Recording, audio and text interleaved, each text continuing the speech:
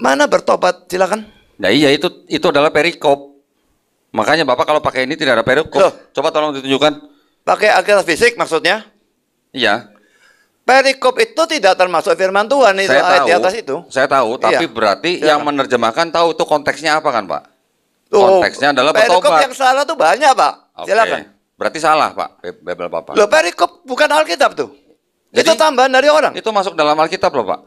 Loh, Tadi Bapak bilang kalau masuk dalam Alkitab berarti firman Allah katanya. Terjemahan wali gereja segala macam masuk Alkitab ya enggak lah. Di situ ada perikopnya nggak Pak? Coba lihat. Yesaya 1 ayat 10. Sebelum 10. Silakan Pak. Silakan. Jadi yang sisanya dari 66 kitab itu bukan firman Allah.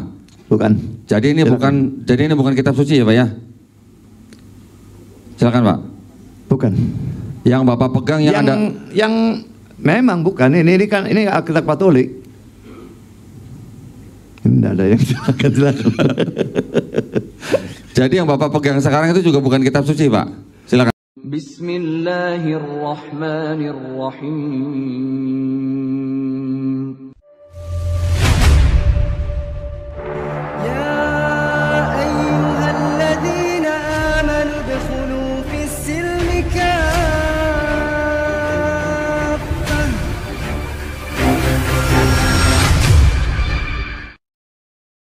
Dosa yang tidak sengaja itu disebutkan dalam Imamat 5 ya. Saya bacakan. Apabila seseorang berbuat dosa, yakni jika ia mendengar seorang mengutuki dan ia dapat naik saksi karena ia melihat atau mengetahuinya, tetapi ia tidak mau memberi keterangan, maka ia harus menanggung kesalahannya sendiri. Atau bila seseorang kena kepada sesuatu yang najis, baik bangkai binatang liar yang najis, atau bangkai hewan yang najis, atau bangkai binatang yang mengeriap yang najis, tanpa menyadari hal itu, maka ia menjadi najis dan bersalah. Atau apabila ia kena kepada kenajisan berasal dari manusia, dengan kenajisan apapun juga ia menjadi najis, tanpa menyadari hal itu, tetapi kemudian ia mengetahuinya, maka ia bersalah. Atau apabila seseorang bersumpah teledor dengan bibirnya hendak berbuat yang buruk atau yang baik, sumpah apapun juga yang diucapkan orang dengan teledor, tanpa menyadari hal itu, tetapi kemudian ia mengetahuinya, maka ia bersalah dalam satu perkara itu. Jadi apabila ia bersalah dalam salah satu perkara itu, haruslah ia mengakui dosa yang telah diperbuatnya itu, dan haruslah ia mempersembahkan kepada Tuhan sebagai tebusan salah satu, karena dosa itu seekor betina dari domba atau kambing menjadi korban penghabis dosa. Dengan demikian imam mengadakan perdamaian bagi orang itu karena dosanya. Tetapi jikalau ia tidak mampu untuk menyediakan kambing atau domba, maka sebagai tebusan salah karena dosa yang telah diperbuatnya, haruslah dia menyediakan 2 ekor burung tekukur atau burung merpati, ya kan? Nah, terus diteruskan lagi. Yang kedua haruslah ini. Dan tetapi jika ayat 11-nya, tetapi jikalau ia tidak mampu menyediakan 2 ekor burung tekukur atau 2 ekor anak burung merpati, maka haruslah ia membawa sebagai persembahannya karena dosanya itu 1/10 eva tepung, kira-kira 3 kilo, yang terbaik menjadi korban penghapus dosa. Nah, ini disebutkan di Imamat 5, 1-5, apa aja yang dimaksud dengan dosa yang tidak sengaja, apa hukumannya, menyediakan domba, darah domba, tetapi kalau dia tidak mampu bisa diganti dengan burung tekukur, jika dia tidak mampu juga bisa diganti dengan 1/10 eva tepung. Ya, ini jelas bukan berarti tidak seperti Ibrani, tanpa penumpahan darah tidak ada pengampunan. Ini tidak sesuai dengan Taurat. Jadi Ibrani ini begini loh, kalau Bapak mengatakan, kalau saya berkata begini, saya lihat Al-Quran loh, nggak bisa, saya nggak percaya Al-Quran. Sama kalau bicara tentang PL ini kan kitabnya orang Yahudi, Bapak mengambil ke perjanjian baru, nggak bisa, ini tidak sesuai dengan saya. Hak Bapak untuk percaya perjanjian baru, dan hak Bapak untuk percaya nggak percaya Al-Quran gitu loh Pak. Jadi wajar aja kalau saya nggak akan menyebut Quran, karena Bapak pasti itu bukan firman Tuhan. Sama yang punya PL, yang punya tanah juga mengatakan itu bukan firman Tuhan. Itu hak masing-masing dan kita menghormati. Itu hak Bapak, itu hak kami, itu hak mereka. Kita harus menghormati. Sekarang dosa yang sengaja, mungkin tadi Pak Doni sudah yang ulangan. Yang apa? Yang ulangan itu loh, yang mata ganti mata. Oh. Ya, yang sengaja. Ini tidak sengaja sudah saya baca ya. Di Keluaran 21 tadi berapa? 21:15. Apa aja. Yang tadi berapa? Mata ganti mata.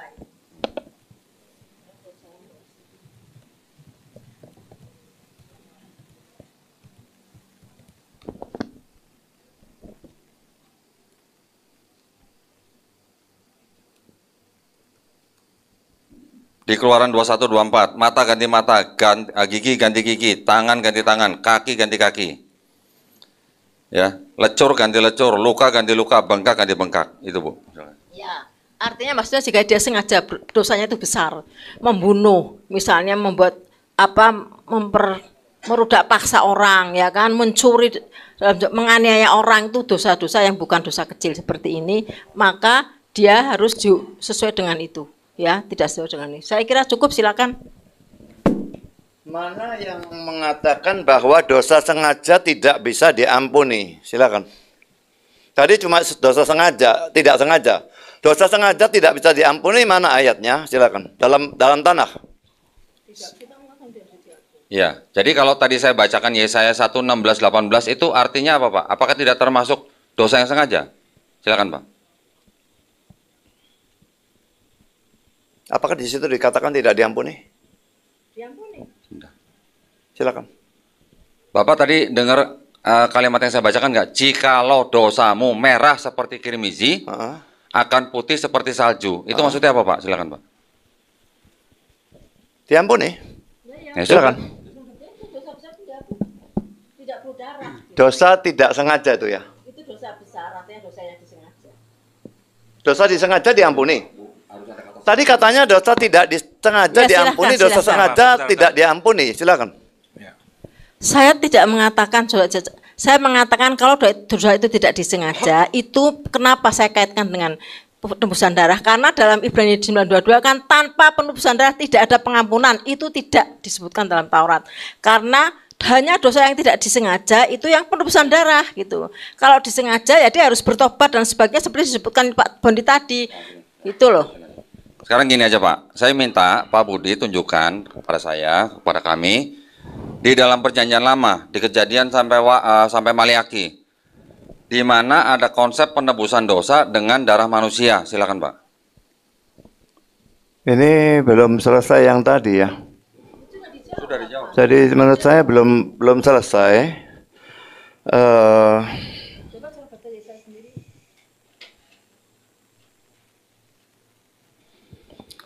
Ini ada dosa sengaja ya. Lihat. Ya. Bilangan 15, 30, 31. Tapi orang yang berbuat sesuatu dengan sengaja, baik orang Israel asli, orang asing, orang yang menjadi penista Tuhan, ia harus dilenyapkan dari tengah-tengah bangsanya. Sebab ia telah memandang hina firman Tuhan dan merombak perintahnya, pasti orang dilenyapkan, kesalahannya akan tertimpa atasnya. So tadi mengatakan bisa diampuni, ini bilang dilenyapkan. Silakan. Jadi kontradiksi dong, Pak. Silakan, Pak. Loh, justru penafsiran saudara yang kontradiksi dari Yesaya 1 ayat 16, silakan. Berarti apakah Yesaya 1, 16, 18 itu salah?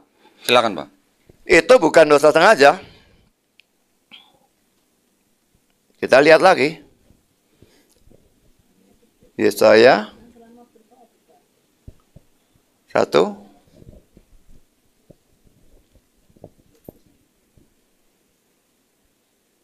Bantulah berbuat jahat. Yang dosa sengaja yang mana? Silakan. Coba ke atas, Pak. Silakan, Pak. Ya? Ke atas, ayat ke atas. Dari 15. perikopnya. Lihat, Pak. Sampai ayat 1. Perikopnya.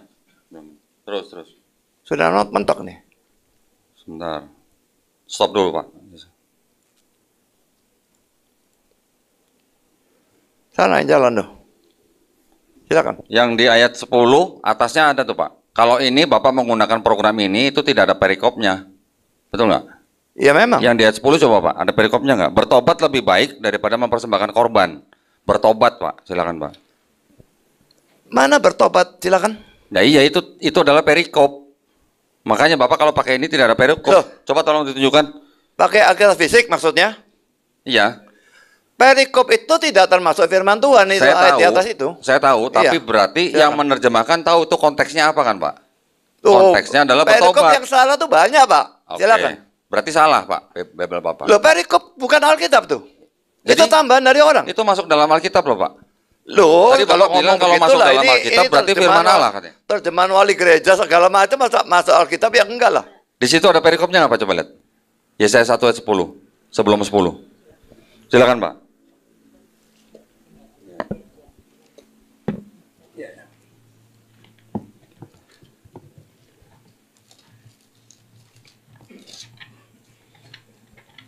Perikopnya mulai ayat yang ke-10. Tapi saya ingin ingatkan ya, acuan sebetulnya itu kan pada Alkitab asli. Dan Alkitab asli itu jangankan ngomong perikop, spasi antar kata itu tidak ada, tanda baca tidak ada sama sekali. Jadi menggunakan perikop ini sama sekali tidak masuk akal. Silakan. Jadi menurut Bapak, apakah Bapak mau koreksi pernyataan Bapak tadi yang udah masuk Alkitab itu semuanya adalah diilhami oleh Allah? Silakan, Pak. Kalau perikop ini tidak termasuk dalam Alkitab. Silakan. Jadi bukan firman Allah? Bukan. Baik, kalau begitu ini tidak semuanya firman Allah ya Pak ya? Silakan Pak. Tidak. Kalau memang dalam kata-kata saudara ya, seperti itu, tidak. Ada bertobat di atas, yang itu huruf cetak miring, itu menunjukkan bahwa itu tidak ada di dalam aslinya. Silakan. Saya tahu itu Pak tidak ada dalam makanya. aslinya. Saya tahu. Iya. Tapi tadi saya mencatat pernyataan Bapak bahwa apapun yang sudah masuk ke dalam Alkitab ini adalah firman Allah atau diilhami oleh Allah. Apakah sekarang Bapak mau koreksi? Silakan. Loh, kalau ini keterangan di bawah seperti ini ya enggak lah. Lain maksudnya ya saya kira saudara mengerti cuma pura-pura enggak ngerti saja. Silakan. Bukan saya nggak ngerti, saya mencatat pernyataan Bapak. Apapun yang masuk ke dalam Alkitab ini adalah diilhami oleh Allah atau firman Allah, gitu. Saudara pasti ngerti maksud saya, tapi sekarang pura-pura enggak mengerti. Saya mengerti Pak, saya sangat mengerti. Cuman saya cuma pengen Bapak jujur atau tidak mengkoreksi pernyataan Bapak di awal bahwa apapun yang masuk dalam sini itu adalah firman Allah atau diilhami oleh Allah, gitu. Silakan Pak. Saya tidak merasa perlu mengoreksi karena yang saya maksudkan itu ayat 1, ayat 2, ayat 3 dan seterusnya begitu. Silakan. Baik, kalau Bapak tidak mau mengoreksi, saya menanya. Yohanes 1 ayat 5 ayat 7 itu firman Allah bukan Pak? Silakan. Bukan. Silakan. Nah, itu sudah kontradiksi lagi dengan pernyataan Bapak. Apa yang sudah masuk ke dalam sini itu adalah firman Allah. Makanya sekarang itu Bapak ada. bilang bukan, saya belum bilang. Silakan Pak. Oke. Jadi itu sudah kontradiksi dengan pernyataan Bapak sendiri. Oke, perikop Bapak mau bilang bukan, silakan, nggak apa-apa. Giliran 1 Yohanes 5 ayat 7 Bapak berani bilang bukan, saya hargain Pak. Itu bukan firman Allah. Ya. Berarti itu sudah kontradiksi dengan pernyataan Bapak sebelumnya bahwa apa yang sudah masuk ke dalam Bible ini itu adalah firman Allah atau diilhami oleh Allah. Silakan Pak. Sekarang yang dimaksudkan dengan Alkitab itu yang mana? Ya, kita tidak punya Alkitab aslinya karena itu sudah hilang dan manuskrip memang sudah mengandung kesalahan dan ada penambahan-penambahan. Tapi dengan membandingkan manuskrip dengan manuskrip kita bisa tahu mana yang penambahan dan mana yang bukan. Dan biasanya dalam Alkitab kita ini diberikan tanda kurung tegak. Maka itu dianggap tidak asli. Dan 1 Yohanes 5 ayat 7 termasuk di sana. Ya, tapi saya kembali kepada pertanyaan yang tadi yang belum dijawab. Dosa sengaja itu mana? Dosa sengaja itu mana? Baik, kalau begitu pernyataan Bapak itu tidak sesuai. Silakan. Kalau begitu pernyataan Bapak tidak sesuai dengan yang tadi Bapak katakan sebelumnya. Bapak bilang, saya masih ingat sekali, yang masuk ke dalam Alkitab itu adalah firman Allah dan atau diilhami oleh Allah. Satu. Yang kedua, kalau Bapak bilang mengatakan bahwa 1 Yohanes 5 ayat 7 itu bukan ayat atau firman Allah, itu sudah kontradiksi dengan pernyataan Bapak. Saya akan menjawab lagi bahwa yang disebut di Yesaya 1 ayat 16 sampai 18, saya yakin Bapak juga pasti tahu, dan Bapak tadi sudah menjawab, bahwa itu diampuni.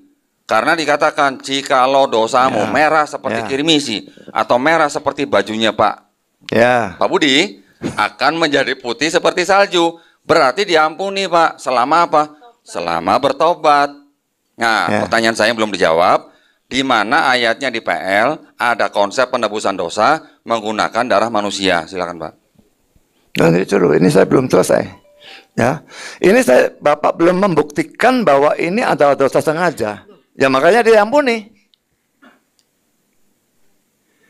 Lalu kalau memang mau membahas tentang darah itu, justru darah binatang tidak bisa mengampuni dosa. Sudah saya berikan tadi dalam Ibrani pasal 10 ayat 4 dan ayat 11. Jadi itu firman Tuhan gitu loh. Jadi tidak bisa mengampuni sama sekali. Yang bisa mengampuni justru darah itu manusia yang berdosa. Yesus harus menjadi manusia karena sebagai Allah dia tidak bisa mati. Dia menjadi manusia supaya bisa mati. Lalu dia memikul hukuman dosa dari manusia. Silakan. Pak mau nanya, kalau bangsa Niniwe itu diampunin nggak Pak dosanya Pak? Silakan Pak. Bangsa Niniwe diampuni, silakan. Terus pakai darah manusia atau darah apa Pak? Silakan Pak. Semua pengampunan itu harus dengan darah Kristus. Apakah Kristus yang akan datang atau Kristus yang sudah datang? Silakan. Nah, bangsa Niniwe itu diampuni dengan darah Yesus atau bukan Pak? Silakan Pak. Saya bilang semua, Pak. Silakan. Terus Yesusnya kapan menumpahkan darah untuk bangsa Niniwe Pak? Silakan. Kalau Yesus tidak bisa menumpahkan darah untuk bangsa Niniwe, dia juga tidak bisa menumpahkan darah untuk Abraham, Musa, dan sebagainya. Mereka semua orang zaman perjanjian lama mati semua, masuk neraka semua. Yesus menumpahkan darahnya itu berlaku surut dan berlaku ke depan juga. Semua orang pilihan di seluruh zaman, dia mati untuk mereka. Saya belum ada waktu Yesus mati. Tapi Tuhan tahu dosa saya. Dan itu sudah dipikul oleh hukumannya oleh Yesus. Karena itu saya tidak bisa dihukum lagi. Saya akan tunjukkan kepada saudara.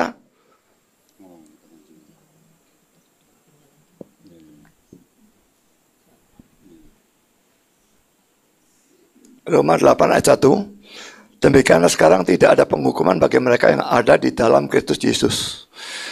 Kalau saudara ada di luar Kristus Yesus, ada penghukuman. Dan itu neraka. Tapi kalau saya ada di dalam Kristus Yesus, tidak ada penghukuman. Hukuman saya sudah dipikul oleh Kristus. Sama seperti hutang saya dibayar oleh dia, tidak bisa saya ditagih lagi. Kalau Allah itu memang adil. Tidak ada Allah yang gila yang orang sudah bayar hutang, ditagih lagi. Jadi saya tidak mungkin dihukum. Tapi kalau saudara tidak mempunyai Yesus sebagai Tuhan dan Juru Selamat, saudara dihukum. Jadi dosa itu ditagih pada diri orang. Allah itu adil, dosa harus dihukum.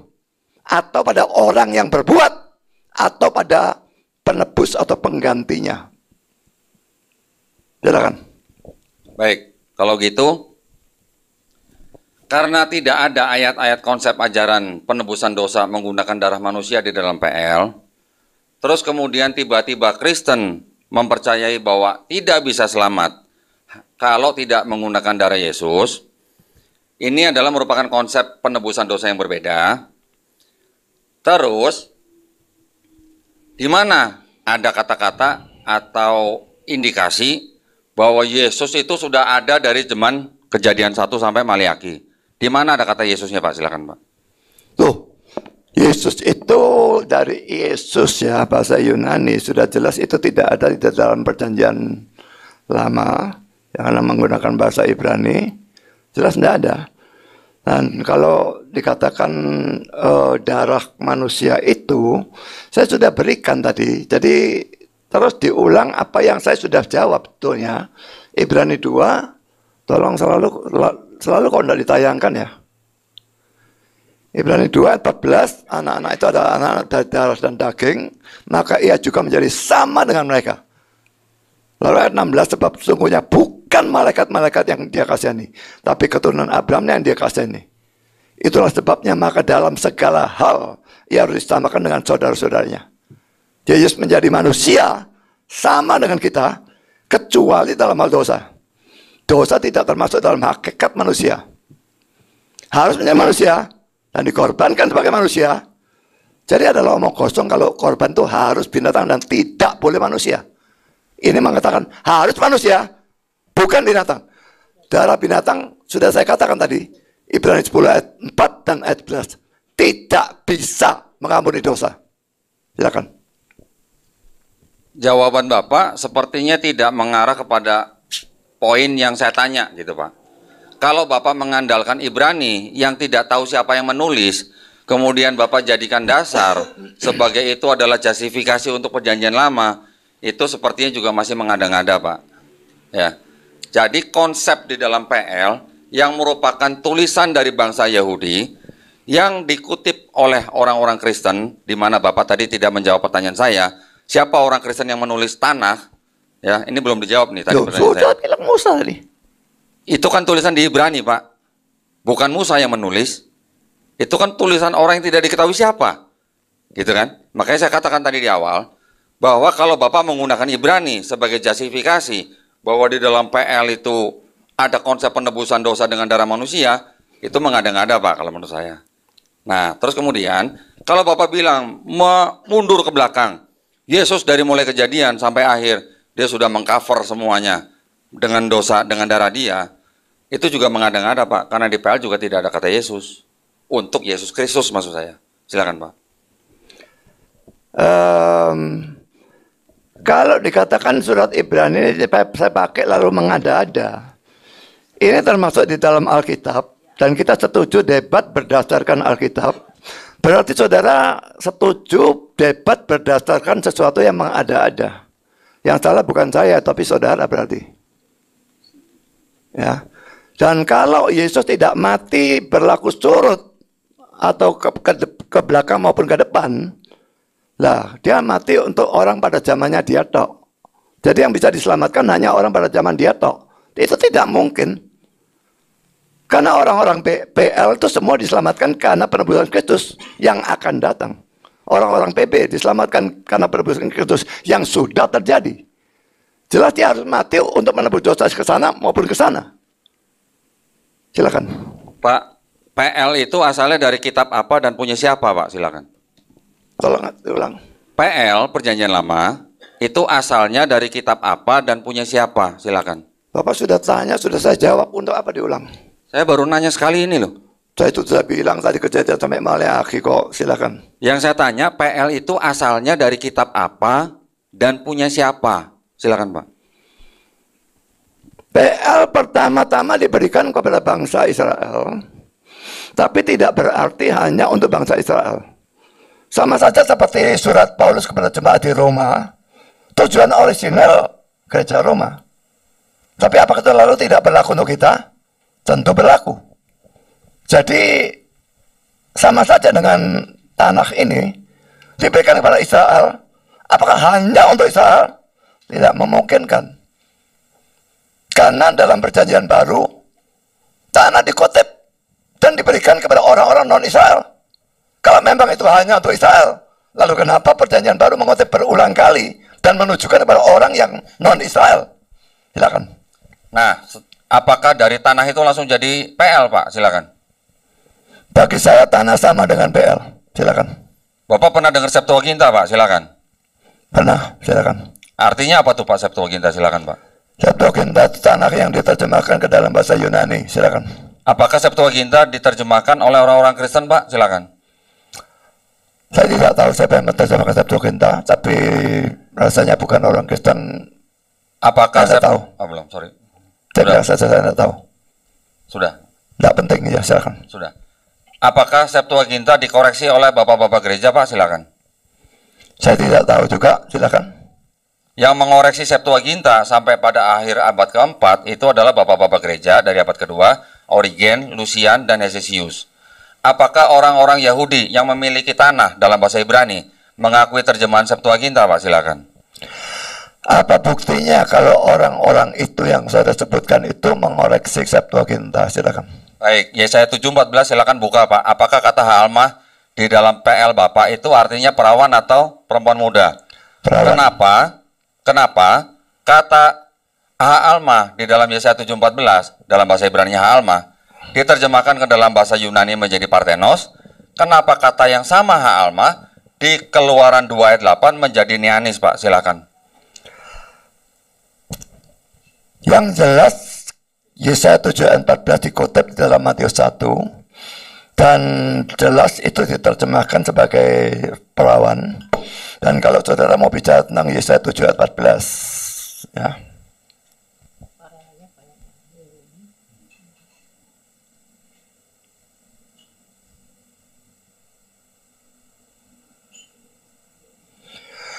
Hanya Indonesia menerjemahkan perempuan muda, King James menerjemahkan virgin, RSV sama bodohnya dengan Indonesia, NIV virgin, NESB virgin, ESV virgin, New King James virgin, semua virgin.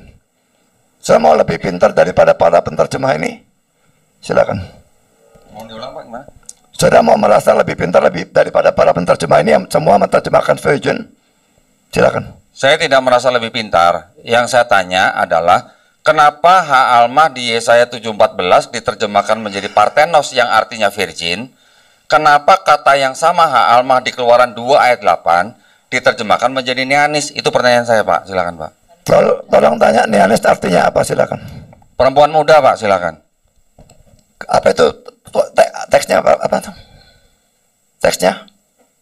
Keluaran berapa? Ha alma. Keluarannya. Keluaran 2 ayat 8. Itu kan memang perawan. Ini kan kakaknya Musa kan? Kalau perawan kenapa nggak Parthenos, Pak? Loh, Parthenos itu bahasa Yunani, Pak. Silakan. Iya. Neanis juga bahasa Yunani, Pak. Silakan. Oh, dalam Septuaginta. Dari tadi kita ngomongin Septuaginta, Pak. Silakan, Pak. Satu kata itu seringkali bisa mempunyai beberapa arti. Jadi kadang-kadang harus dipilih arti ini, kadang-kadang harus dipilih arti yang itu. Silakan. Kalau arti kata betulah apa, Pak, bahasa Yunaninya? Silakan. Saya tidak tahu. Perawan, Pak. Perawan. Ya sudah, perawan. Kenapa ha alma yang bukan artinya perawan diterjemahkan menjadi perawan, Pak? Itu adalah bukti bahwa Septuaginta itu sudah dirubah-rubah oleh bapak-bapak gereja, Origen, Lucian, sampai Hesisius, sehingga Septuaginta seolah-olah berbicara mengenai Yesus di Perjanjian Baru. Ini mohon maaf ya, bukan saya ngajarin ya Pak Budi ya. Tapi itu saya bisa pertanggungjawabkan datanya dari mana. Jadi, kalau Bapak bilang PB mengutip dari PL, kira-kira Pak Budi tahu nggak berapa ayat yang dikutip oleh penulis PB dari PL? Silakan Pak. Saya tidak pernah menghitung, tapi jelas banyak sekali. Silakan. 937 tepatnya, hampir 1000 ayat Pak. Artinya, kalau penulis PB banyak sekali mengutip dari PL, pertanyaan saya, apakah penulis PB ini diilhami oleh Roh Kudus atau diilhami oleh PL? Silakan Pak. Saya kira Bapak tidak mengerti perbedaan antara ilham dan wahyu ya. Saya tanya sekarang, mengerti atau tidak apa bedanya ilham dan wahyu? Silakan. Nah, gitu dong Pak.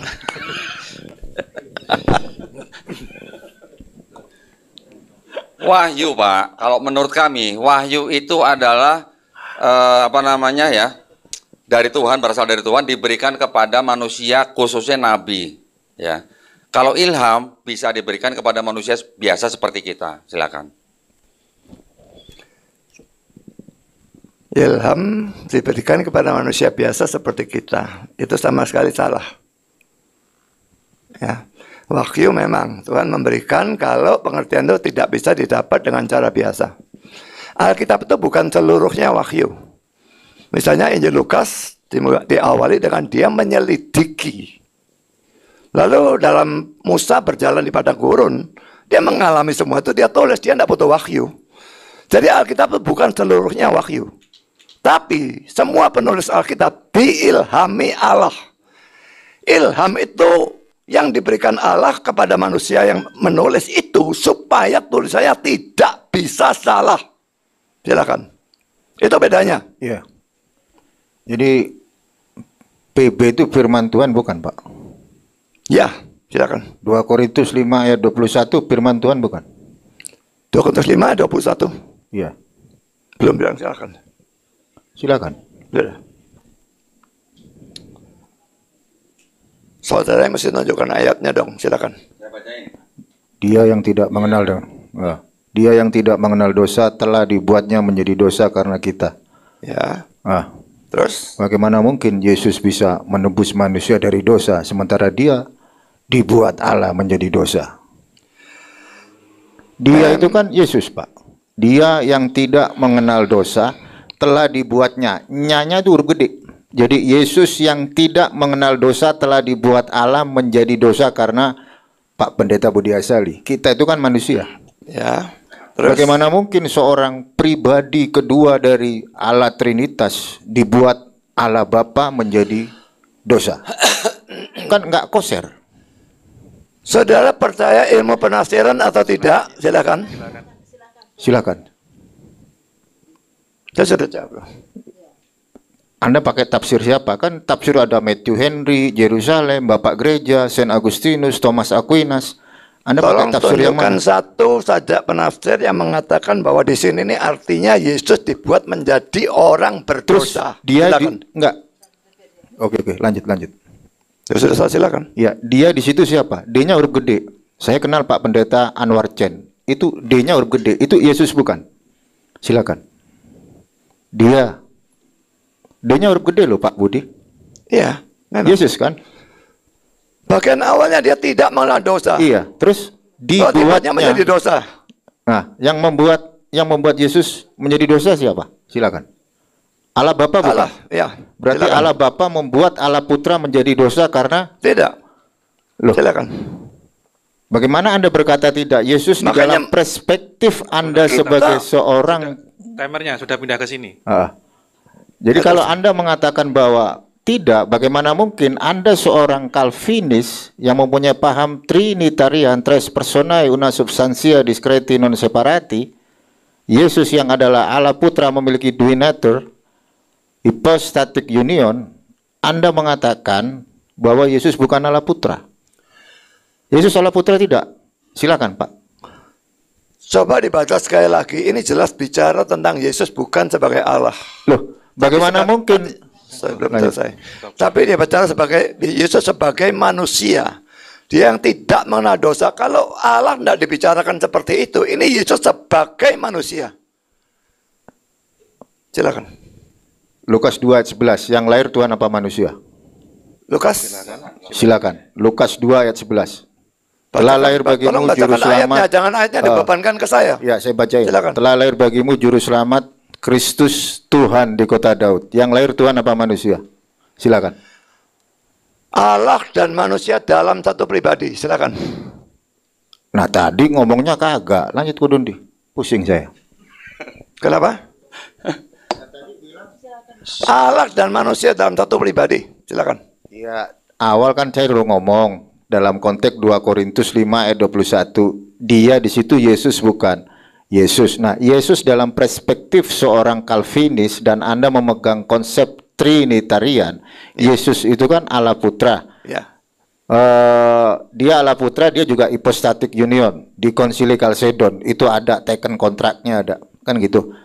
Terus saya ngomong ke Pak Budi Asali, oh bukan Allah Putra. Sementara saya balik lagi Lukas 2 ayat 11, yang lahir manusia apa Tuhan? Anda bilang pribadi dari Trinitarian. Kan nggak objektif Pak Budi Asali. Ayo dong yang objektif, kita akademis sedikit. Lanjut silakan. Saya mengatakan yang dilahirkan itu Allah dan manusia dalam satu pribadi. Silakan. Jadi gini Pak, maksudnya Valen tuh gini. Bapak tadi mengatakan pada saat ayat ini, Bapak bilang langsung, oh ini Yesus sebagai manusia. Giliran ada ayat ini, lahir sebagai Tuhan, Bapak bilang ini sebagai pribadi. Ya. Coba yang Ya. konsistennya bagaimana Pak? Sebenarnya Yesus Loh, itu, itu konsisten. Oke. sebenarnya yang konsisten itu bagaimana? Pada saat Yesus jalan-jalan di atas muka bumi ini, dia itu sebenarnya manusia Tuhan atau Tuhan manusia Pak? Silakan Pak.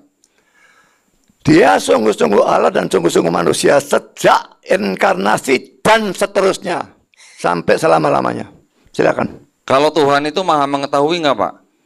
Silakan. Ya, silakan. Apakah Yesus mengetahui hari akhir Pak? Silakan.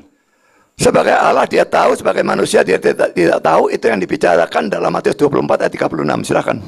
Nah, buktinya mana Pak? Kalau Yesus sebagai Allah tahu hari kiamat, silakan Pak. Sebagai Allah. Ya kan Bapak tadi jawabnya sebagai Allah. Karena Allah itu maha tahu. Gitu saja. Silakan. Nah, kalau begitu kenapa Yesus menjawab tidak tahu, yang tahu hanya Bapa? Apakah Bapa itu Yesus Pak dalam pengertian Trinitas? Silakan Pak. Karena dia berbicara dari sudut pandangnya dia sebagai manusia. Silakan. Pertanyaan saya, apakah Yesus itu Bapa dalam pandangan Trinitas? Silakan. Ya, apakah Yesus adalah Bapa? Bukan itu kepercayaan Sabelenisme. Silakan. Jadi, menurut Bapak, Yesus bukan Bapa. Bukan. Tetapi Silakan. Yesus mengatakan bahwa yang tahu itu hanya Bapa. Ya. Tolong jelasin Pak. Kalau Bapak bilang Yesus sebagai Allah, Yesus mengetahui. Ya, hanya Bapak tidak ada masalah. Karena anak juga tahu, Roh Kudus juga tahu. Silakan. Tapi karena mereka bertiga itu punya satu hakikat, maka ya cuma satu yang tahu. Nah, Tritunggal itu melampaui akal, saudara. Silakan. Bukan tidak masuk akal, tapi melampaui akal. Silakan. Oke, sekarang kalau Bapak bilang melampaui akal, tubuhnya Yesus itu termasuk bagian dari Trinitas atau bukan, Pak? Silakan, Pak. Tidak, silakan. Jadi tubuhnya Yesus bukan Tuhan, silakan, Pak. Bukan, silakan. Jadi pada waktu Yesus berjalan-jalan di atas bumi ini, Yesus itu Yesus yang mana? Yang Tuhan, yang mana yang manusia, Pak? Silakan, Pak. Yang kelihatan oleh orang-orang yang lain itu manusianya. Tapi keilahiannya tidak terkungkung di dalam manusia Yesus, tapi memenuhi langit dan bumi karena dia maha ada. Silakan. Nah, kalau begitu, kalau Bapak bilang Yesus itu ilahinya tidak kelihatan oleh manusia, ya, yang namanya satu pribadi itu terdiri dari tubuh, jiwa, dan roh, atau roh aja, Pak? Silakan, Pak. Satu pribadi, silakan. Saya tidak percaya pada tubuh, jiwa, dan roh ya. Saya percaya tubuh, jiwa, atau roh. Silakan. Oh, jadi jiwa sama roh itu sama atau beda, Pak? Bagi Silakan, saya Pak. iya, silakan. Jiwa itu kesadaran, Pak, bukan roh, Pak. Jadi kalau rohnya Yesus terpisah dari Yesus, Yesus mati kan, Pak? Ini Yesus sebagai manusia, Pak Allah. Sebentar, sebelum selesai, Pak. Manusia. Sebelum selesai. Jadi pada waktu rohnya Yesus terpisah dari manusia, sebagai pribadi, Yesus kan mati, Pak. Ya kan? Sebagai Tuhan, di 1 Timotius 6 ayat 16, dikatakan bahwa yang namanya Tuhan tidak mengenal atau tidak takluk akan maut. Yesus pernah takluk akan maut nggak, Pak? Silakan, Pak. Yesus sebagai manusia saja yang takluk kepada maut. Sebagai Allah, dia tidak bisa mati. Karena dia tidak bisa mati, dia harus menjadi manusia supaya bisa mati. Tapi manusianya yang mati, bukan ilahinya. Ilahinya tidak bisa mati. Silakan. Jadi Yesus punya switch gitu, Pak. Kapan jadi manusia, kapan jadi Allah gitu, silakan. Tidak ada switch. Dia sungguh-sungguh Allah, sungguh-sungguh manusia. 100% Allah, 100% manusia. Tapi bukan jadi 200%, tapi satu pribadi. Silakan. Satu pribadi itu kan ada tubuh, ada roh. Satu pribadi di dalamnya ada kontradiksi berarti, Pak. Yang satu mengetahui, yang satu tidak mengetahui, yang satu bisa berbuat mukjizat, yang satu tidak, gitu kan? Yang satu maha suci, yang satu tidak maha suci. Berarti ada kemustahilan di dalam satu pribadi. Yang namanya Tuhan itu juga kita tahu pasti maha melihat. Tetapi tidak mungkin pada saat yang sama dia juga maha buta. Silakan, Pak. Saya kira saya sudah berhasil mengajari saudara kristologi sebagian. Omongan saudara benar. Yesus itu maha kuasa dan lemah. Maha tahu dan tidak maha tahu. Tidak terbatas dan terbatas. Karena dia sungguh-sungguh Allah, sungguh-sungguh manusia. Silakan.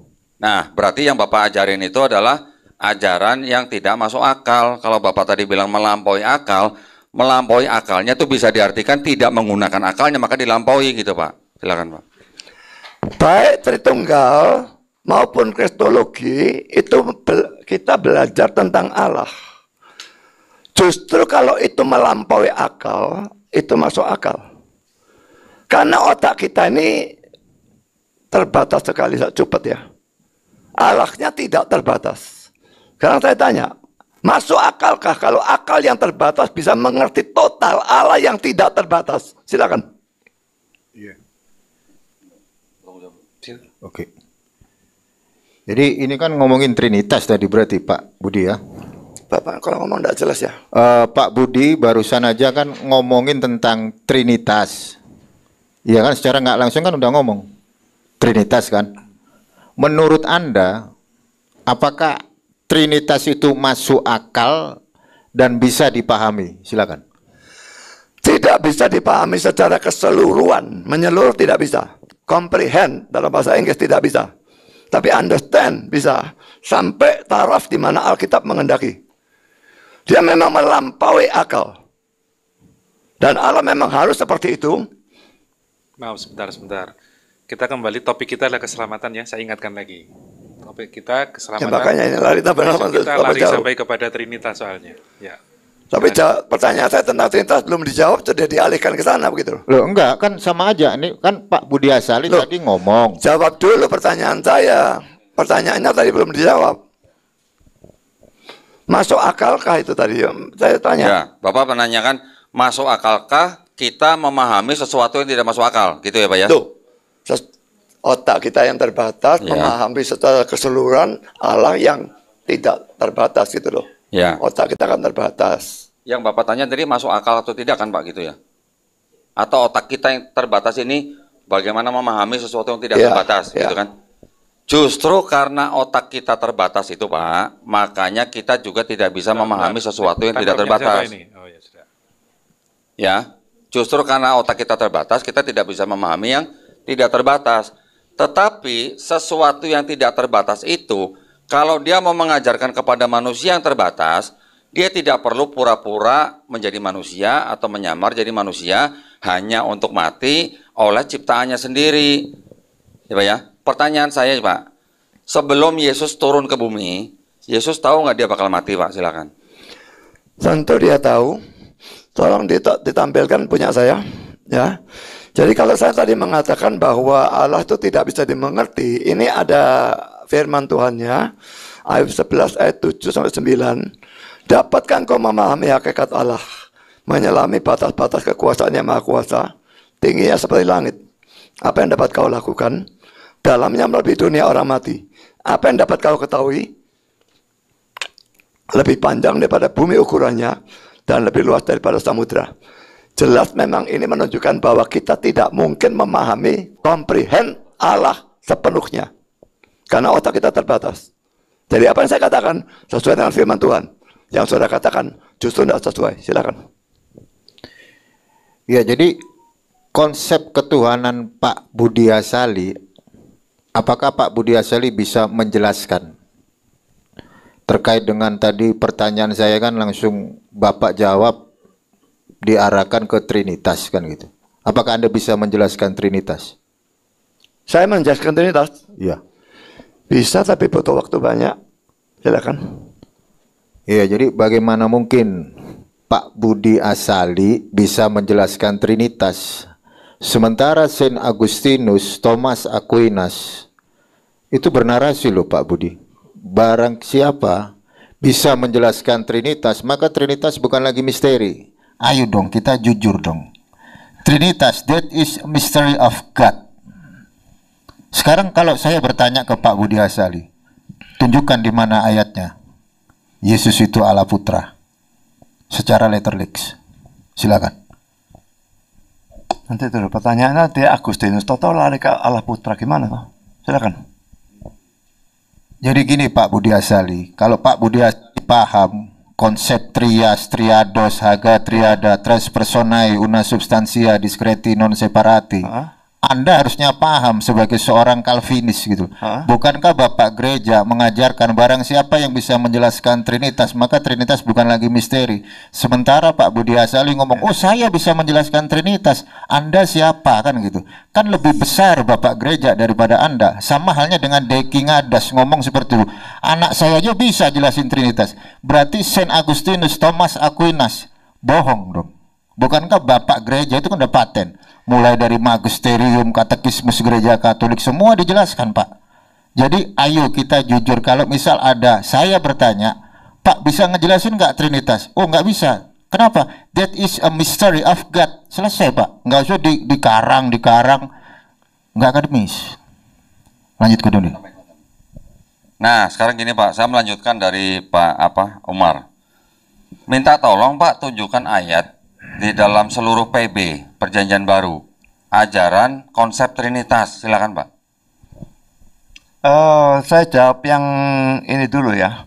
Saya tadi sudah membedakan ya antara kata understand dan comprehend. Kita bisa mengerti Trinitas sampai taraf tertentu yang Tuhan kehendaki.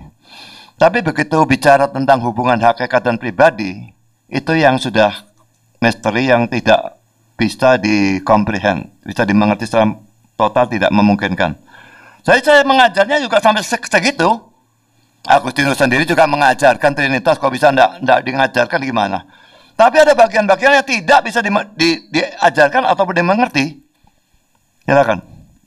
Iya, tapi kan itu udah gini gue tanya. Yang lahir Yesus itu kan hypostatic union, sepenuhnya manusia. Yesus Kristus dia kan hypostatic union, dua natur. sepenuhnya manusia, sepenuhnya Allah. Mungkin terlalu dekat barangkali ya. Jadi ngemah, jadi malah tambah enggak. Yesus itu kan dia punya dua natur. Iya. Hypostatic union, konsili Chalcedon udah diteken. Iya. Nah, ketika Yesus sebagai hypostatic union, dia kan Allah pribadi nih, pribadi kedua dari Trinitas. Ya. Makanya Lukas 2 ayat 11, telah lahir bagimu juru selamat Kristus di kota Daud Tuhan, kan gitu. Berarti Yesus ini Allah, dia juga hypostatic union. Saya tanya, yang mati di salib itu manusia apa Tuhan? Silakan. Nature itu diterjemahkan sebagai hakikat ya, bukan sifat ya. Salah kalau menerjemahkan Yesus dengan dua nature itu diterjemahkan dua sifat. Ya. Jadi nature itu hakikat. Yesus itu satu pribadi sebelum dia berinkarnasi, satu pribadi dengan satu hakikat, ilahi semua. Pada waktu dia berinkarnasi, dia mengambil hakikat manusia, sehingga dia punya satu pribadi dengan dua hakikat, ilahi dan manusia. Dan ini yang kesatuan yang disebut apostolic union itu. Dan pribadinya mendapatkan sifat-sifat dasar dari ilahinya maupun dari manusianya. Makanya seperti tadi saya katakan, dia maha kuasa tapi juga lemah. Ya, angin badai tenang, tenang. Lazarus bangkit, bangkit. Tapi dia jalan capek. Jadi cocok dengan penggambaran Alkitab tentang Yesus. Dia maha tahu dan dia tidak maha tahu. Matius 24:36 dia tidak tahu hari Tuhan. Itu manusianya. Tapi ada orang cuma gerundel dalam hatinya, dia tahu. Dan sebagainya. Jadi memang seperti saya katakan, saya berhasil mengajari saudara Donatan ini kristologi. Dan saya bersyukur untuk itu. Ya, silakan. Ya, jadi gini. One minute. Saya tuh bertanyanya simple loh Pak Budi. Yang disalib itu manusia apa Tuhan, apa hypostatic union gitu loh. Jadi nggak usah dikarang, ditambah-tambahin gitu. Kenapa? Karena ngarangnya nggak akademis gitu loh. Yesus itu kan hypostatic union, dia Allah, pribadi kedua dari Trinitas. Yang disalib itu manusia apa Tuhan? Karena di dalam 1 Korintus 11 ayat 26, kematian Tuhan. Ya jelas loh itu. Nah saya tanya Anda, yang mati di salib itu manusia apa Tuhan? Silakan.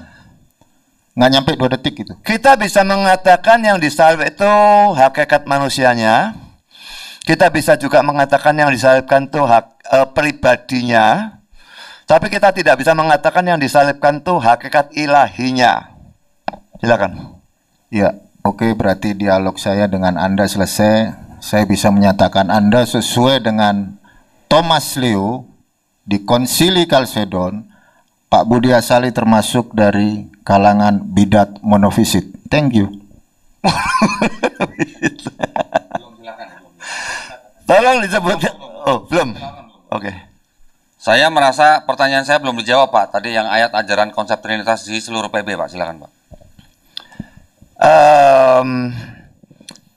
Membaptis misalnya dalam nama Bapa, Anak, dan Roh Kudus gitu ya. Matius 28 ayat 19, lalu juga 2 Korintus 13 ayat 13 itu berkat itu diberikan dalam 3 nama pribadi itu. Jadi kalau memang yang satu Allah, yang satu bukan Allah, rasanya itu tidak masuk akal ya. Berkat itu mesti dari Allah.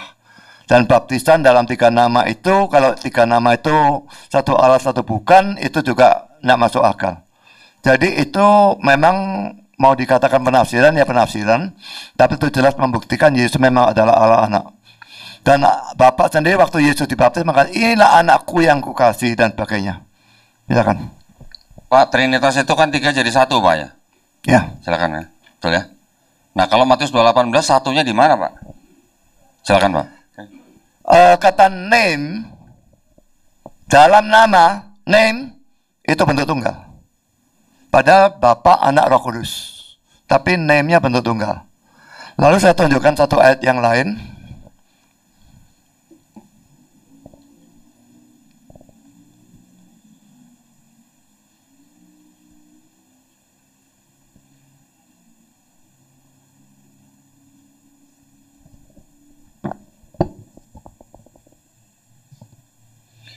Ayat 30 ini, aku dan Bapa adalah satu.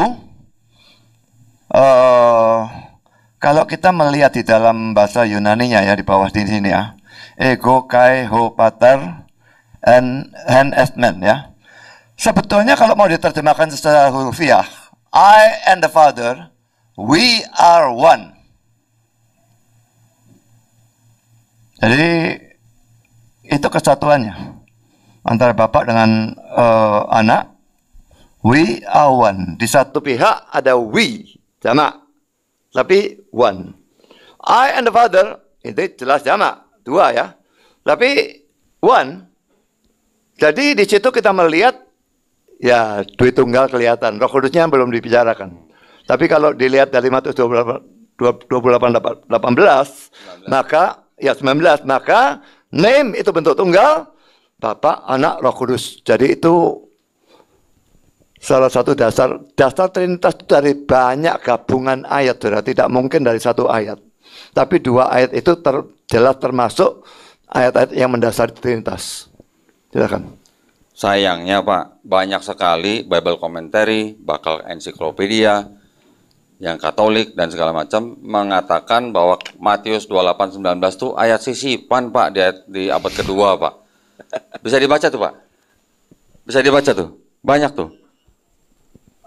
Catholic Encyclopedia 2 ya, dikatakan the baptismal formula was changed from the name of Jesus Christ to the words Father, Son, and Holy Spirit by the Catholic Church in the 2nd century. Banyak sekali Pak, saya nggak usah bacakan semua, nanti waktu saya habis. Pertanyaan saya, jadi ini bukan bukti bahwa ada ajaran Trinitas di PB. Kalau Bapak tadi menyebutkan 1 Yohanes 5 ayat 7, Bapak sudah tahu itu ayat palsu gitu kan? Iya. Oke, sekarang Kalau pertanyaan itu saya Pak. akui. Oke, sekarang saya tanya, dari Matius 28:19, kalau memang dikatakan ini adalah ayat perkataan Yesus, saya minta apa? Ayat-ayat di mana murid-murid Yesus membaptis di dalam nama Bapa dan Putra dan Roh Kudus di seluruh PB. Silakan Pak. Tidak pernah ada penafsir yang otaknya beres yang mengatakan bahwa Matius 28 ayat 19 itu ayat sisipan. Saya tidak peduli berapa ratus orang yang mengatakan sisipan, itu otaknya tidak beres semua penafsir itu. Karena kalau mereka mengatakan itu sisipan, harus mereka tunjukkan ada beda manuskrip. Manuskrip ini berkata begini, ini berkata begini, ini tidak ada dan sebagainya. Harus seperti itu baru bisa dikatakan ini mungkin bukan asli gitu. Tapi kalau ini tidak, semua sama, jadi itu asli. Jadi saya tidak percaya itu sisipan, tidak peduli siapapun yang ngomong itu. Silakan. Nah, kalau gitu tunjukkan Pak, murid-murid Yesus yang membaptis dalam nama Bapa dan Putra dan Roh Kudus di seluruh PB. Silakan Pak. Itu harus diasumsikan karena mereka diperintahkan, mereka memang bandel rasul-rasul itu atau orang saleh. Yang mana yang benar? Mereka orang beriman, orang saleh. Memang di dalam Kisah Rasul bolak-balik dikatakan membaptis dalam nama Yesus, membaptis dalam nama Tuhan Yesus dan sebagainya. Kisah Rasul 2 ayat 38 salah satu di antaranya. Itu menyebabkan ada gereja-gereja yang lalu membaptis dalam nama Bapa, Anak, dan Roh Kudus, yaitu Tuhan Yesus Kristus, dan itu bodoh. Karena formula baptisan itu hanya ada dalam Matius 28 ayat 19. Yang di sini dalam nama Yesus dan sebagainya itu cuma membaptis dengan otoritas Yesus, itu artinya. Silakan. Nah, jadi Bapak tidak bisa membuktikan ke saya bahwa murid-murid Yesus yang dianggap mendengar langsung dari Yesus disuruh membaptis orang dalam nama Bapa dan Putra dan Roh Kudus, ternyata murid-murid di seluruh perjanjian baru tidak pernah membaptis orang dalam nama Bapa dan Putra dan Roh Kudus. Itu adalah indikasi yang sangat kuat bahwa ayat itu memang sisipan di abad kedua, Pak. Nih, kalau gitu saya scroll aja nih, biar Bapak baca lah. Nanti buat penonton juga, para hadirin di sini juga bisa melihat. Ini adalah catatan dari setiap komen atau dari Bible atau dari ensiklopedia yang menyatakan bahwa Matius 28:19 itu adalah ayat sisipan. Silakan Pak, ini saya scroll ya pelan-pelan ya. Para penonton atau pemirsa nanti bisa screenshot halaman-halaman yang saya scroll down ini. Dari Bible, dari ensiklopedia, bahkan dari Britannica Encyclopedia pun menyatakan seperti itu. Oke, jadi kesimpulannya, saya bukan mau apa bagaimana lah ya. Tetapi yang jelas Matius 28:19 itu bukan bukti ajaran konsep Trinitas, karena di dalam 3 nama yang disebut situ tidak tidak otentik gitu Pak. Ya, tidak otentik. Kalau yang tadi Bapak katakan di mana? 1 Korintus berapa itu tadi? Itu juga tidak ada pernyataan bahwa ketiga pribadi itu satu gitu. Nah, kalau Bapak mau pakai Yohanes 10:30 dibilang aku dan Bapa adalah satu, satunya di satu dalam apa? Mungkin Bapak bisa baca ayat-ayat sebelumnya bahwa di situ Yesus mengatakan bahwa dia telah melakukan pekerjaan-pekerjaan yang diperintahkan oleh Bapa, sehingga bisa ditafsirkan bahwa itu adalah satu dalam tujuan. Kalau Bapak mau secara literal mengatakan bahwa Yesus dan Bapa adalah satu hakikat, maka Yesus adalah Bapa, berarti Bapak juga harus mempertimbangkan bahwa murid-murid Yesus yang 12 itu yang didoakan oleh Yesus juga yang menjadi satu dengan Yesus, sama seperti Yesus satu dengan Bapa, berarti Bapak harus menganggap 12 murid Yesus itu juga satu dengan Bapa, yaitu Tuhan juga berarti. Silakan Pak, apakah benar begitu? Bentar ya.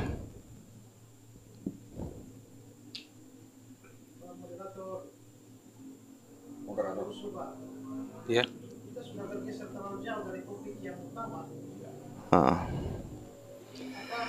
Ini ya, ya sudahlah. Ini buku tafsiran ini memang membahas perbedaan manuskrip.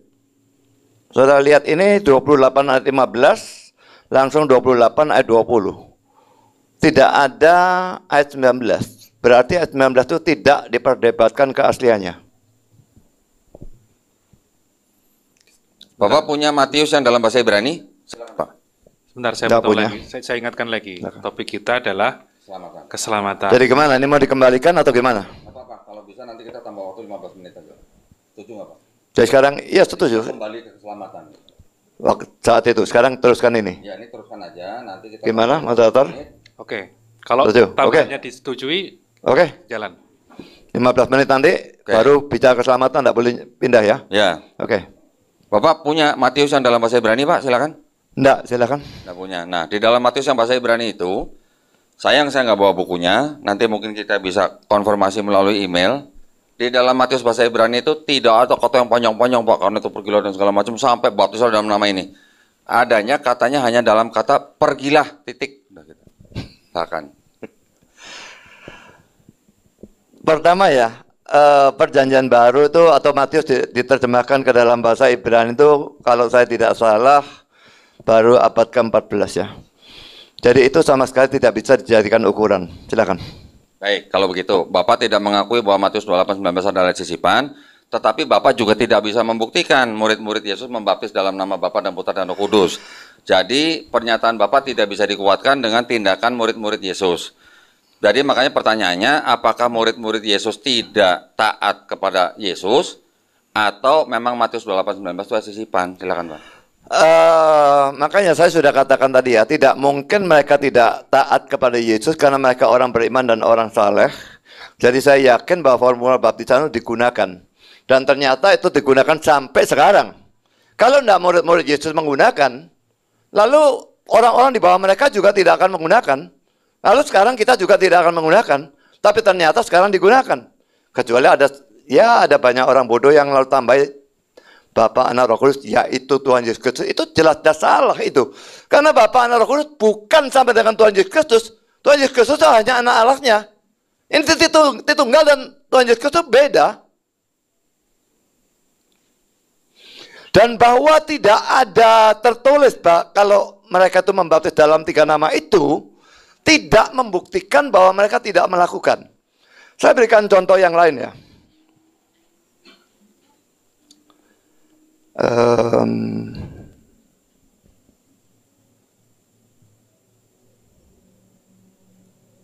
Matius pasal 10.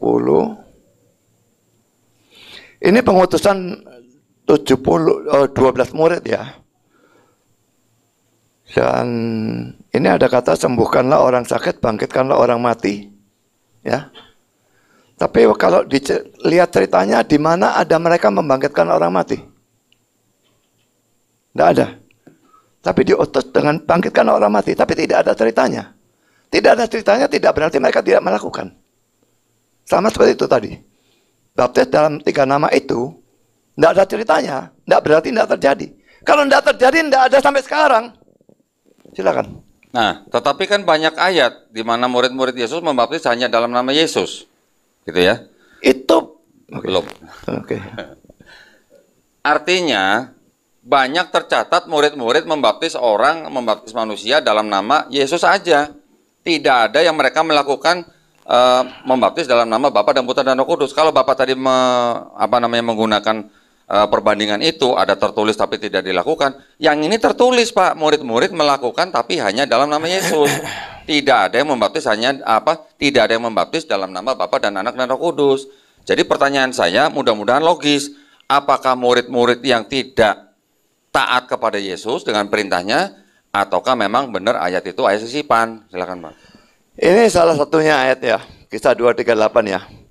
Bertobat, ini Petrus yang ngomong, bertobatlah, hendaklah kamu masing-masing memberi diri dibaptis dalam nama Yesus Kristus untuk pengampunan dosamu.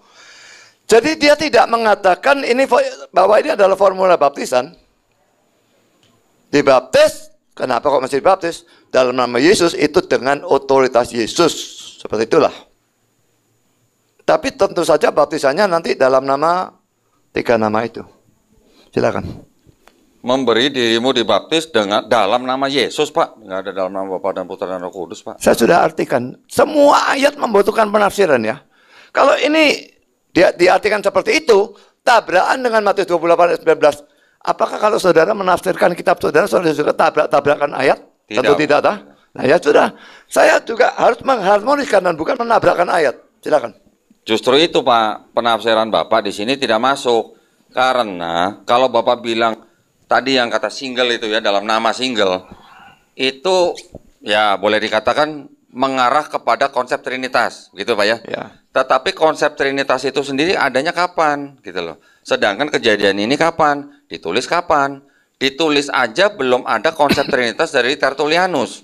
Bagaimana bisa dikatakan bahwa itu maksudnya single atau tunggal, gitu. Itu juga indikasi, Pak. Oke, tetapi gini, Bapak mau tidak mengakui itu sebagai sisipan, yang penting saya sudah menunjukkan banyak sekali komentar dari Bible loh ya Pak, juga dari ensiklopedia, itu bahwa itu adalah ayat sisipan. Bapak tidak mengakui tidak apa-apa. Saya sekarang ingin teringat Bapak tadi mengatakan bahwa Ibrani yang nulis tidak tahu siapa, gitu Ya. Pak.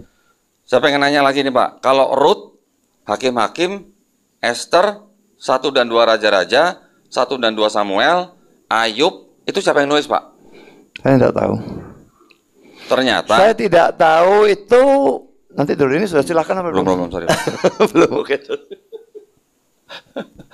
Semangat semua nih, Pak. Silakan. Iya, silakan dulu. Mau silakan? Silakan, Pak, silakan. Bapak yang silakan. Masih di tempat. Kalau sudah. Tidak ada masalah kita tidak tahu siapa yang menulis. Di mana ada rumus dalam Alkitab. Kalau suatu buku itu tidak tahu penulisnya, lalu itu tidak boleh masuk dalam Alkitab. Silakan. Nah, jadi bagaimana kita bisa mendasarkan atau berdasarkan keselamatan kita kepada sebuah kitab yang tidak tahu siapa yang menulis, gitu Pak. Silakan. Memang itu subjektif ya. Jadi waktu pertama menyusun kanon perjanjian baru itu dikhotbahkan dan sebagainya. Dan kalau orang merasakan berkat dari kitab-kitab itu, berkat rohani, maka itu dimasukkan kanon. Tapi kalau tidak, maka tidak dimasukkan ke dalam kanon Alkitab ya. Kelihatannya subjektif, tapi saya yakin bahwa Tuhan itu ikut bekerja dalam hal itu, sehingga yang dimasukkan di kanon itu betul-betul adalah kitab yang Tuhan kehendaki itu masuk ke kanon. Dan surat Ibrani termasuk di sana. Silakan. Baik, saya tadi juga sangat tertarik dengan pernyataan Bapak bahwa apapun yang masuk ke dalam Bible itu adalah firman Allah atau diilhami oleh Allah. Ya. Tetapi Bapak di lain sisi juga sudah mengakui dan saya menghargai bahwa memang ada kitab-kitab yang satu tidak diketahui siapa yang menulis, juga ada ayat-ayat yang tidak asli atau tidak otentik, ya Pak ya. Sekarang saya pengen nanya nih Pak, Lukas 4 ayat 44. Yesus itu sebenarnya Tolong dibacakan, Pak. ya, Lukas 4:44 saya bacakan, Pak ya.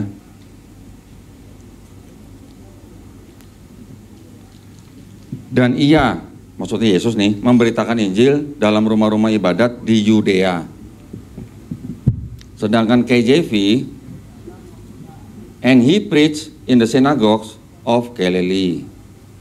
Galilee dan Yudea jaraknya 70 mil, Pak, atau kira-kira 113 km. Kira-kira yang bukan firman Allah nih yang mana, Pak? Yang KJV atau yang TB? Silakan, Pak. Saya menganggap, saya sudah katakan, saya kira yang benar sempurna itu hanya yang disebut autograf. Dan autograf itu yang langsung ditulis oleh para penulis Alkitabnya. Hanya itu yang betul-betul tidak ada salahnya sama sekali. Tapi manuskrip-manuskrip itu, semua manuskrip sudah mengandung kesalahan. Makanya itu disebut dengan problem teks. Kalau ada manuskrip yang satu berbeda dengan manuskrip yang lain, gitu ya. Kami mengakui secara jujur bahwa autograf tidak ada dan manuskrip semua mengandung kesalahan. Dan terus terang saja tidak ada dua manuskrip yang identik persis sama. Betul. Saya mengakui tidak ada masalah. Tapi kesalahan-kesalahan itu tidak akan mengubah doktrin. Kesalahan bilangan misalnya itu luar biasa banyaknya. Luar biasa banyaknya. Tapi tidak akan mengubah doktrin. Misalnya bahwa Yesus itu juru selamat, Yesus itu Allah menjadi manusia, mati secara penebus dosa, dia satu-satunya jalan ke surga, dan sebagainya. Itu tidak akan berubah apapun. Demikian juga dengan doktrin Tritunggal, tidak akan berubah. Jadi tidak masalah dengan kesalahan-kesalahan itu, karena itu hanya kesalahan yang remeh, yang tidak akan mengubah doktrin kita. Kita percaya tahu-tahu, masuk neraka. Tidak mungkin. Silakan.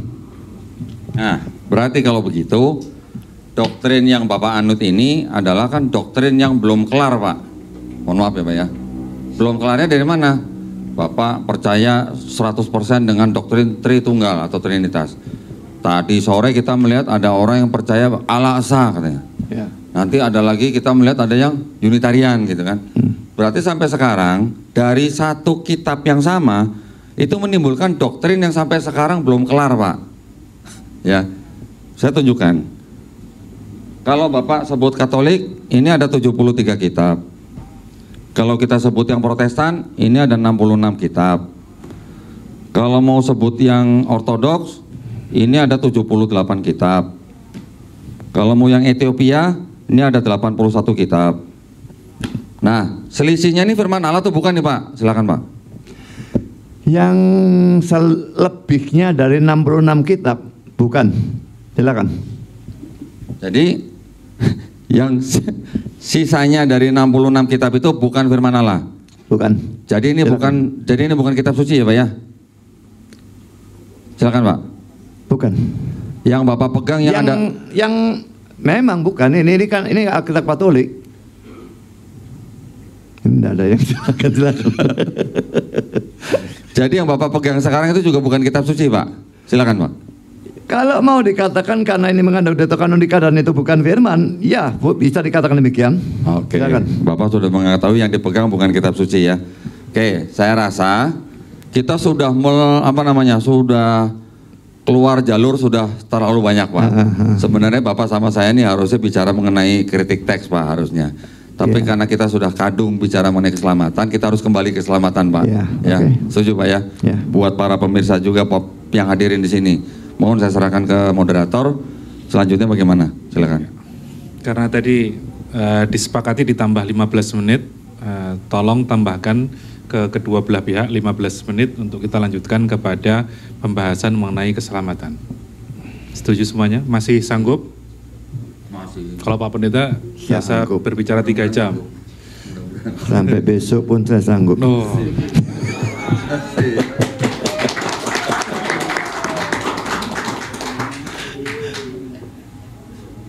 Bagaimana, sudah ditambahkan? Baik. Di layar saya belum berubah soalnya.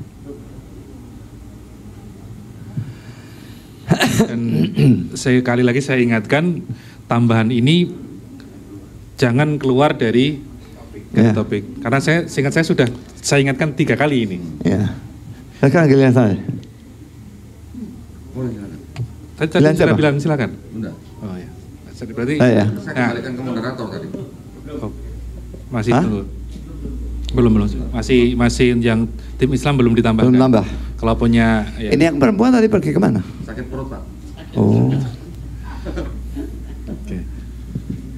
Gimana? Tadi dimulai dari awal dimulai dari pihak Kristen.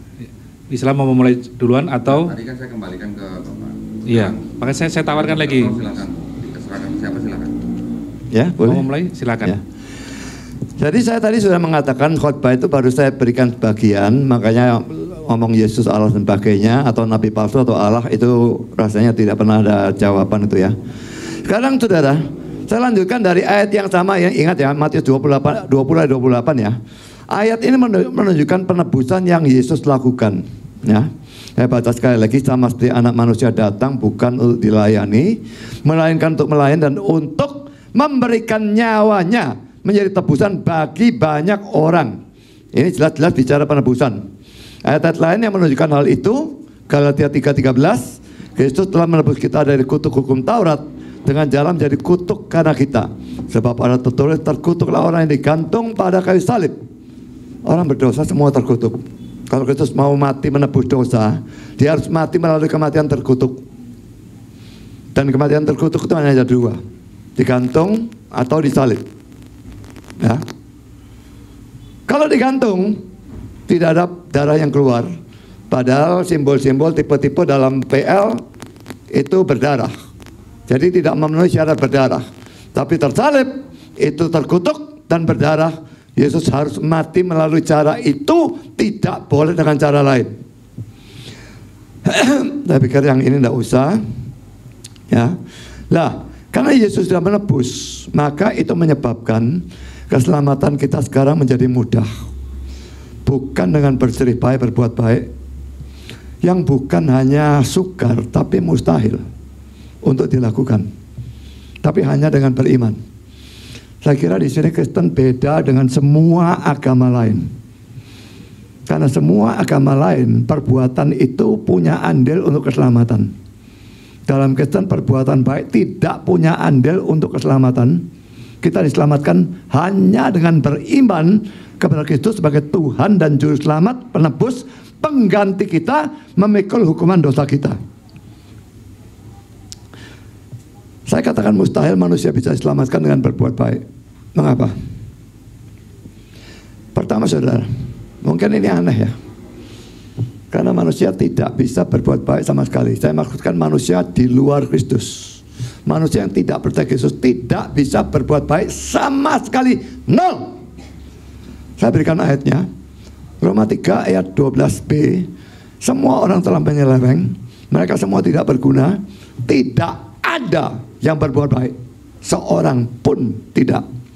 Karena Kejadian 6 ayat 5. Ketika dilihat Tuhan bahwa kejahatan manusia besar di bumi, dan bahwa segala kecenderungan hatinya selalu membuahkan kejahatan semata-mata. Perhatikan 3 kata yang saya garis bawah dan warna merah ya. Segala kecenderungan hatinya, bukan sebagian, tapi segala. Selalu membuahkan kejahatan, bukan kadang-kadang, bukan sering. Selalu membuahkan kejahatan. Itu sebetulnya sudah cukup. Tapi seakan-akan kurang, ditambah lagi semata-mata. Jadi ini menunjukkan manusia cuma bisa berbuat dosa, dan dosa. Tidak bisa berbuat baik sama sekali. Ini manusia di luar Kristus.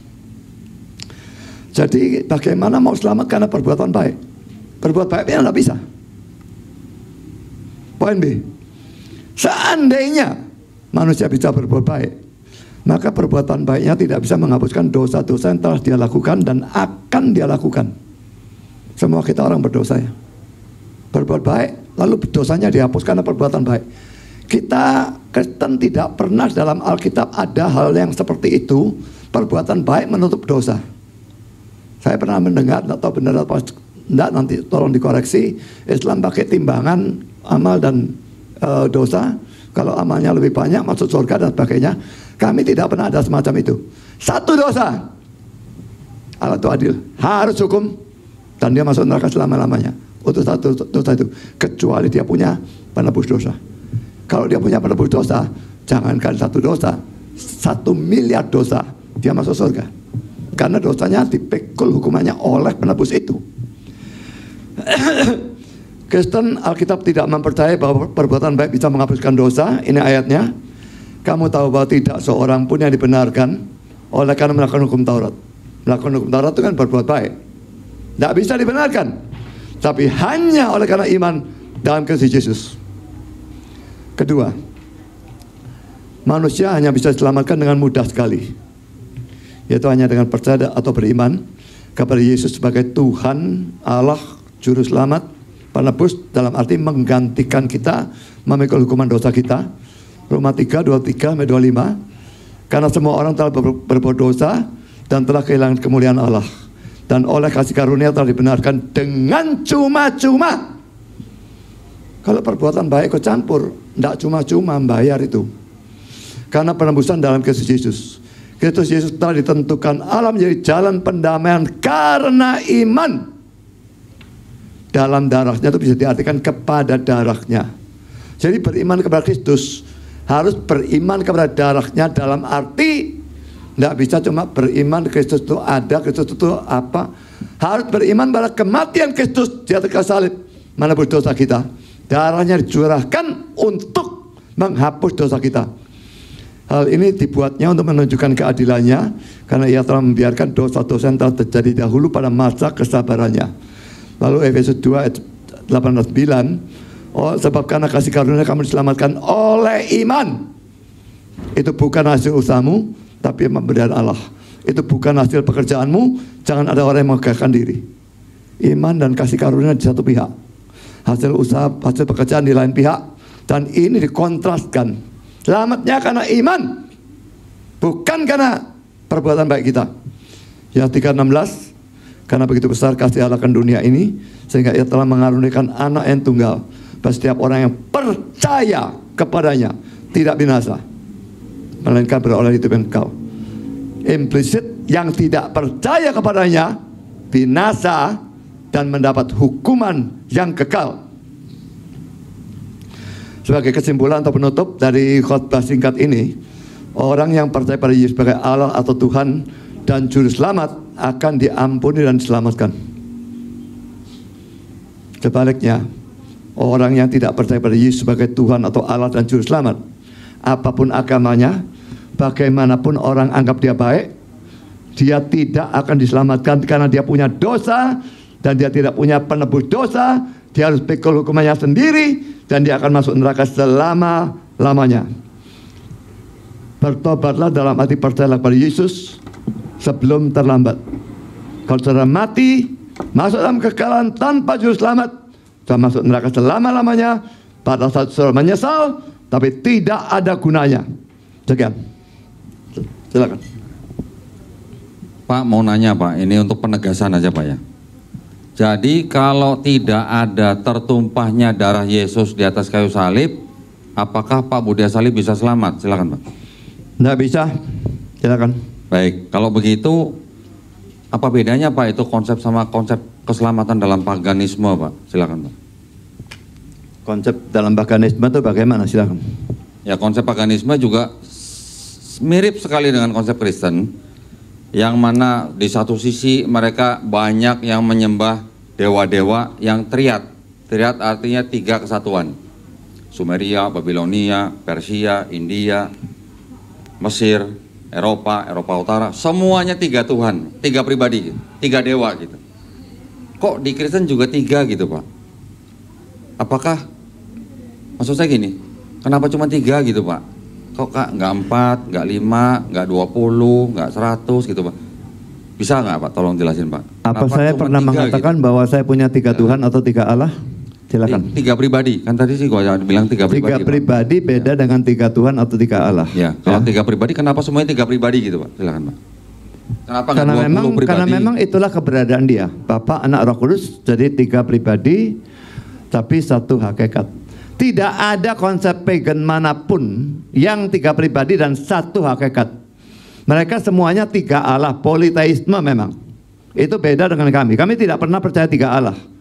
Kami percaya Tritunggal. Silakan. Justin Martyr Pak, dalam bukunya dia yang berjudul The First Analogy mengatakan bahwa when we say that the word Jesus Christ, the firstborn of God, was produced without sexual union, and that he was crucified and died and rose again and ascended to heaven, we propound nothing new or different from what you pagans believe regarding those whom you consider sons of Jupiter. Justin Martyr, First Apology, chapter 21. Bisa tolong tanggapannya, Pak? Ini kok kenapa Yesus disamakan dengan putra Jupiter, Pak? Silakan, Pak. Oke, dasar debat kita itu tulisannya Justin Martyr atau Alkitab? Itu pertama.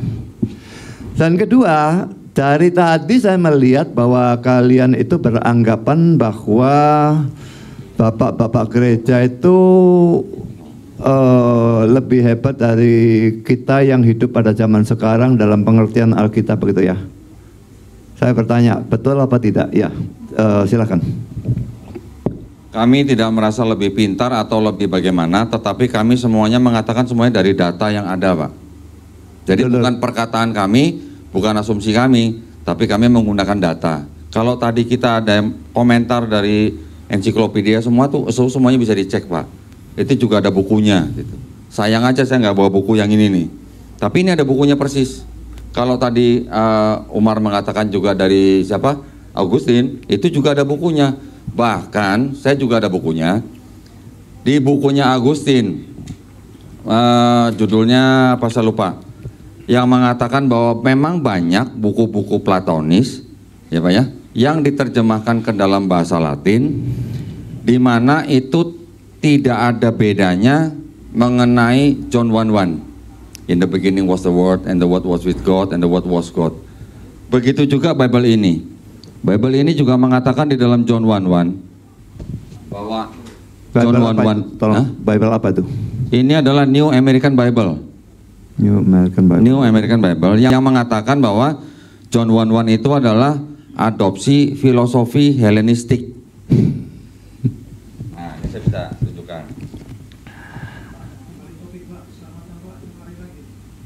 Tenang Pak, tenang Pak.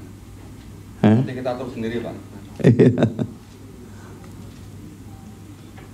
Ya kan tadi kan saya juga udah mulai kan Pak ya. Dengan bisa nggak Bapak selamat dengan tumpahnya dari Yesus atau tanpa tumpahnya dari Yesus di atas kayu salib, kan saya tanya begitu kan? Iya. Berarti kan itu artinya kan keselamatan Pak.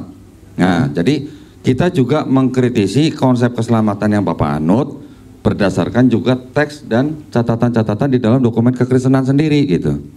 Nah, makanya saya mempertanyakan, kalau Bapak bilang tidak bisa selamat dengan tidak tumpahnya darah Yesus di atas kayu salib, saya mengatakan itu konsep sama dengan pagan. Pagan itu dengan Helenisme juga sama. Nah, makanya saya membuktikan di sini juga ada catatan bahwa di John 1:1 itu mengadopsi filosofi Helenistik gitu. Itu tujuan saya, itu poin saya Pak sebenarnya Pak. Ya. Silakan tanggapin Pak. Itu tafsiran lalu Justin Martyr dan sebagainya itu juga orang. Saya menggunakan ayat. Kuat mana ayat Alkitab sama tafsiran dan orang dan sebagainya. Silakan. Apakah Bapak pernah menulis buku tafsir? Silakan Pak. Boleh dikatakan buku-buku saya itu buku tafsir. Silakan. Apakah diakui oleh gereja lain Pak? Silakan. Ya. Apakah diakui oleh gereja lain? Silakan. Banyak yang mengakui kecuali yang sesat. Silakan. Gereja apa tuh Pak yang sesat Pak? Silakan Pak. Misalnya gerejanya Pak Isra. Silakan. Pak, mohon maaf Pak. Pak boleh diulang Pak, boleh diulang Pak, silakan Pak.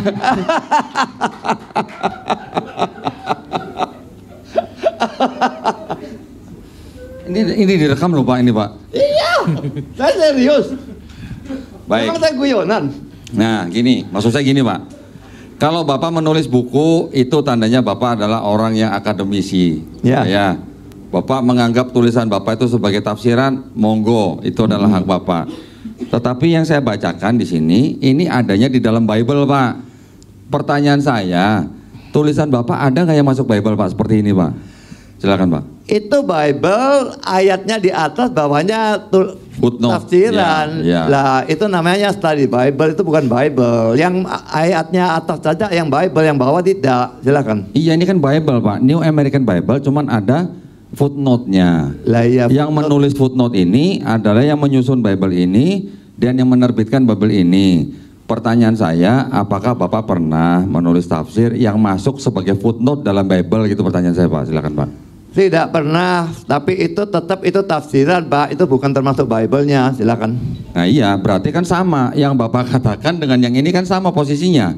Cuman bedanya tulisan Bapak belum menjadi footnote dalam Bible kan gitu, Pak. Silakan, Pak. Apa memang kalau jadi footnote dalam Bible itu lalu lebih hebat begitu? Silakan. Saya tidak tahu lebih hebat atau tidak. Yang penting tulisan Bapak saya tidak pernah lihat di Bible gitu, Pak. Silakan, Pak. Lah enggak perlu masuk ke dalam Bible kalau. Baik. Silakan. Baik. Nah kalau begitu maksud saya yang tulisan Bapak belum pernah masuk sebagai footnote di dalam Bible, ya saya pakai yang di sini, Pak. Ini tentunya mereka juga menulis ini juga tidak dengan sembarangan. Pasti mereka juga melalui penelitian, Pak. Saya yakin itu. Seperti juga yang ini, yang kitab Katolik yang tebel ini. Di sini juga ada footnote-nya, Pak. Ini footnote-footnote juga ternyata juga tidak sembarangan ditulis. Pasti ada yang bertanggung jawab. Tetapi ternyata ini juga terjemahan. Yang ini diterjemahkan dari ini oleh tahun yang lebih tua dalam bahasa Inggris. Nah, apakah footnote itu bohong gitu, Pak? Maksud saya, silakan, Pak. Bukan bohong, tapi secara tafsir. Ingat ya, tidak ada kecap nomor 2, Pak ya. Nah, semua orang menganggap dirinya paling benar gitu ya. Tapi yang menentukan paling benar yang mana itu Tuhan dan bukan orang itu. Silakan. Baik, kalau begitu kan ini kan kembali ke keyakinan pribadi ya, Pak ya. Kalau begitu ya, yang benar hanya Tuhan bukan menurut hanya Bapak. keyakinan Gitu, pribadi ya. Ayat-ayat itu bisa diperdebatkan. Jadi kalau saya menyusun khotbah, saya menggunakan banyak buku tafsiran dan ini kadang-kadang bertentangan, bukan kadang-kadang, sering. Dan saya melihat yang mana yang argumentasinya yang lebih bagus. Silakan. Nah, saya kembali lagi kepada tulisan Bapak di tadi yang di proyektor, di mana Bapak menggunakan Matius 10 ayat 28, gitu ya, Pak ya. Mungkin para pemirsa juga sudah pernah melihat buku The Five Gospel. The Five Gospel ini ada sini. Buku The Five Gospel ini disusun oleh kira-kira hampir 80 ahli-ahli teologi. Gelarnya nggak ada selain yang Divinity. Ternyata Matius 20 ayat 28 menurut pengarang dan ahli-ahli perjanjian baru itu ternyata adalah kutipan atau adopsi atau kalau boleh dikatakan contekan dari Markus. Saya yakin Pak Budi Asali juga pasti tahulah. Yang ditulis pertama adalah Markus, kemudian kira-kira 10 tahun kemudian Matius dan Lukas mengadopsi Markus, ditambah lagi nanti dengan Quail, ditambah lagi nanti Markus juga punya Quail sendiri, Matius punya Quail sendiri, Lukas punya Quail sendiri. Ternyata Matius 20-28 itu mengambil dari Markus 10 ayat 45, Pak. Di sini juga dikatakan ucapan yang dicatat dalam ayat 28 merupakan sebuah penegasan teologi yang diciptakan oleh Markus. Mohon maaf nih, Pak. Yang menghubungkan isi ucapan sebelumnya dengan peran Mesias Yesus, Markus dan Matius, keduanya memahami frase anak manusia dalam pengertian Mesiasnya. Anak manusia adalah sosok wahyu berdasarkan Daniel 7:14. Sejarah konsep ini diuraikan dalam esai Batu Tulis Anak Manusia. Nah, kalau kita melihat di Markus 10 ayat 45, menurut ahli-ahli perjanjian baru ini dikatakan bahwa itu adalah ciptaan Markus. Jadi itu bukan perkataan Yesus, Pak. Gitu. Bisa ditangkapin, Pak, silakan. Saya kira Bapak ini banyak buku, tapi buku-buku itu buku-buku liberal atau buku-bukunya orang sesat. Dan saya tidak percaya mereka. Saya serius, saya tidak guyonan. Jadi yang dalam debat tahun lalu itu saya juga lihat Bapak menunjukkan satu buku yang Bapak sebut ditulis oleh orang Kristen, percaya JEDP dan sebagainya itu ajaran liberal, Pak, dan itu sesat dan bukan Kristen. Silakan. Sabelian juga sesat ya, Pak ya? Silakan, Pak. Iya, silakan. Gerejanya Pak Esra Soro juga sesat ya, Pak ya? Silakan, Pak. Esra sesat dikit. Oh, dikit. Silakan. Nah, jadi ya begini ya. Jadi dialog ini juga bisa dipahami oleh para hadirin di sini. Di dalam Kristen ternyata juga masih ada sesat menyesatkan. Padahal teman baik ya Pak ya. Masih juga disesatkan. Baik, nah dari saya, kalau Bapak mengatakan bahwa saya mengambil dari buku-buku liberal atau Kristen, saya gini Pak, bukan saya, Bapak kalau mau bilang saya adu domba silakan, tapi saya yakin yang menulis buku itu tidak hanya asal nulis Pak, pasti ada dasarnya. Kenapa mereka bisa mengatakan seperti itu? Mereka juga sudah mempelajari manuskripnya, mereka juga sudah mempelajari sejarah bangsa Israel, mereka juga sudah mempelajari tradisinya bangsa Israel, mereka juga sudah tahu kira-kira yang di dalam Bible atau di dalam gospel itu sesuai nggak atau sama nggak dengan sejarah dan tradisi bangsa Yahudi pada saat itu. Kalau mereka melihat itu tidak sesuai, makanya itu bilang ini pasti bukan perkataan Yesus gitu loh Pak. Itu sih sebenarnya poin saya. Dan di dalam buku ini secara total dikatakan bahwa perkataan Yesus hanya 18%. Bapak, saya nggak minta Bapak percaya buku ini. Bapak pasti nggak percaya buku ini, saya tahu. Kalau Bapak percaya mah udah lain cerita gitu Pak. Bapak tidak akan berhadapan dengan saya di sini gitu ya maksudnya. Nah, jadi poin saya gitu, bahwa keselamatan kita ya di dalam dunia ini kita hidup hanya sekali Pak. Saya ingin mengajak Pak Budi Asali dan juga teman-teman semua di sini, mari kita mencari kitab yang benar-benar memang lepas dari kesalahan. Pak Budi sendiri sudah mengakui bahwa kitab yang di ada meja Bapak itu bukan kitab suci gitu kan. Jadi saya hanya mengajak para pemirsa di sini supaya kita mencari kebenaran dari kitab yang benar-benar suci dan otentik dan juga bisa dipelajari dengan baik dan bisa dibuktikan dengan sains, yaitu Al-Quran. Itu poin saya Pak, silakan.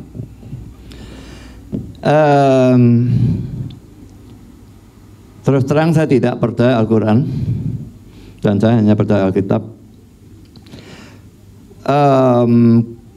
Saya mengakui bahwa antara autograf dan salinan-salinan apalagi terjemahan itu pasti sudah ada kesalahan ya. Saya tahu klaimnya orang Muslim itu tidak mengakui hal seperti itu ya. Jadi dianggap persis sama yang Al-Quran sekarang maupun Al-Quran yang dulu atau apapun. Tapi dalam sejarahnya Al-Quran kan pernah terjadi suatu pemusnahan Al-Quran ya. Jadi diambil zamannya Utsman atau siapa namanya itu, diambil satu yang dianggap paling bagus lalu yang lain dimusnahkan. Itu pun masih ada variasi-variasi dalam Al-Quran, bukan hanya terjemahannya tetapi juga di dalam bahasa aslinya. Dan saya sebetulnya punya link-link tentang hal itu, membuktikan hal itu ada. Jadi dalam hal itu tidak ada terlalu perbedaan yang terlalu menyolok antara Alkitab dan Al-Quran. Tapi yang sekarang menjadi pertanyaan adalah yang di atas ini yang betul-betul firman Tuhan itu yang mana? Apakah ini 100%, ini 95%? Itu enggak ada urusannya. Tapi kalau ini firman Tuhan, saya punya 95% firman Tuhan. Kalau ini bukan firman Tuhan, saya punya 100%, enggak ada gunanya. Silakan. Ya, buat kami sih, kami juga tidak memaksa siapapun untuk percaya kepada Quran, Pak. Tapi kalau kita mau membicarakan sejarah kodifikasi Quran, yang pertama pada zaman masa Abu Bakar, sahabat, kedua pada zaman Utsman, mungkin ada pembakaran. Di gereja apalagi, Pak? Gereja. Loh, Bapak belum pernah ada Bible yang dibakar. Di dalam tradisi gereja, juga ada Bible yang dibakar. Bapak pernah dengar? Dibakar secara massal. Karena tidak diakui oleh gereja yang berkuasa pada saat itu. Belum pernah dengar Pak? Tolong ceritakan sejarahnya, silakan. Saya nggak perlu ceritakan detail Pak. Tapi Bapak belum pernah dengar ada kejadian seperti itu. Silakan Pak. Ya mungkin gereja Katolik membakar Alkitabnya gereja Protestan itu memungkinkan saja kalau seperti itu. Dia Alkitabnya sudah beda. Ya. Silakan. Nah, jadi Bapak tahu nggak ada Bible yang disusun belum selesai terus dibakar semuanya gitu Pak. Dari itu gitu. Silakan Pak. Tapi di dalam Kristen tidak pernah ada penghancuran manuskrip. Manuskrip yang terburuk pun dianggap buruk pun tetap dipertahankan. Silakan. Saya tidak mengatakan pembakaran manuskrip Pak. Nah, iya. Saya tidak mengatakan pembakaran manuskrip. Yang tadi saya bicarakan kan Utsman itu kan sebetulnya manuskrip kan? Bukan. Apa? Bukan manuskrip yang otentik menjadi master, bukan. Yang dibakar adalah Quran-Quran salinan-salinan yang tidak menggunakan dialek Quraisy. Nah, itu bedanya. Karena pada satu daerah terjadi peperangan dan banyak orang di sana yang melafazkan Quran dengan cara yang berbeda-beda. Itu adalah standarisasi pelafasan yang dibakar. Tahu dari mana yang ini yang lebih benar daripada yang itu? Silakan. Karena diturunkan dalam dialek Quraisy, Pak. Silakan. Diturunkan apa? Dalam dialek Quraisy. Silakan. Terus kenapa kalau dialek itu kok mesti salah? Silakan. Karena diturunkan dalam dialek Quraisy, makanya kalau orang yang mengucapkan selain dialek Quraisy, mereka jadi bisa ribut, bisa saling bunuh-bunuhan gitu loh, Pak. Karena artinya bisa berbeda. Tulisannya sama kan? Tulisan hijaiyahnya mungkin sama, tetapi tanda bacanya mungkin berbeda. Tapi itu pun juga kan karena memang belum ada tanda baca pada saat itu. Jadi kalau tulisannya ngomongnya berbeda, berarti kan artinya bisa berbeda, Pak. Gitu. Silakan, Pak. Nanti Ya, kalau tapi kita membahas, kalau Alkitab dihancurkan itu ya karena musuh beda aliran, lalu Alkitabnya yang sana dihancurin, ya itu bisa saja. Tapi orang Kristennya yang benar, yang Injil, yang Alkitabiah itu jujur dalam persoalan itu, tidak ada manuskrip yang dihancurkan. Dan saya jujur mengakui ada kesalahan dan sebagainya, ada perbedaan manuskrip, saya jujur mengakui seperti itu. Silakan. Iya, jadi gimana cerita keselamatan? Apanya? Keselamatan. Kenapa? Iya, iya, saya ngikutin sampai bingung saya, Pak Budi. Ini keselamatan gimana ceritanya? Jadi Yesus ini juru selamat. Ya. Terus yang menyelamatkan Yesus siapa gitu? Loh. Silakan. Dia tidak ada dosa, ada apa diselamatkan? Ya, silakan.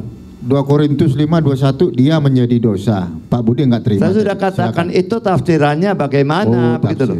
Ya. Ya, tolong bacain tafsiran. Menurut saya dia jadikan seakan-akan dia orang berdosa, sehingga dia hukuman yang untuk orang berdosa itu dijatuhkan kepada dia. Jadi kalau Adam berbuat dosa, ya, ada dosa turunan, dosa waris, ya. Lalu pada waktu Yesus itu menebus dosa, dosa dari manusia yang ditebus ini kayak ditumplek kepada dia, dan dia dihukum untuk dosa orang-orang ini.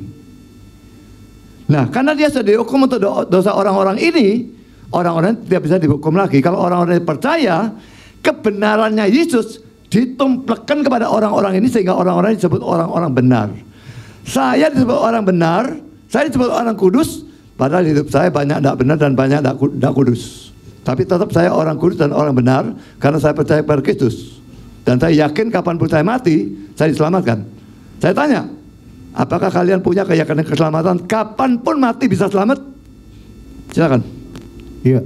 Jadi rencana penyalipan itu rencana siapa sebenarnya? Dulu, sudah dijawab pertanyaan saya. Apa kan? jadi gini, Pak, kalau di dalam Islam, insya Allah, nah kita menggunakan kata insya Allah. Ya. Di dalam Islam kita diperintahkan untuk bertakwa, menjalankan perintahnya, menjauhi larangannya. Dengan iman Islam, insya Allah kita mendapatkan rahmat dari Allah Subhanahu Wa Taala, masuk surga. Itu, Pak, silakan. Insya Allah berarti tidak yakin kan? Silakan. Insya Allah itu artinya jika Allah menghendaki. Kan saya tadi bilang, berarti kita mengharapkan rahmat Allah. Kalau di Bible ada kata insya Allah nggak, Pak? Silakan, Pak. Ada. Terus? Silakan. Nggak yakin Bible, Pak? Tuh, bukan dalam persoalan keselamatan, ya. Dalam Kalau persoalan apa? keselamatan saya tidak akan berkata insya Allah saya masuk surga, tidak. Saya yakin saya masuk surga. Oke. Kapanpun saya mati, silakan.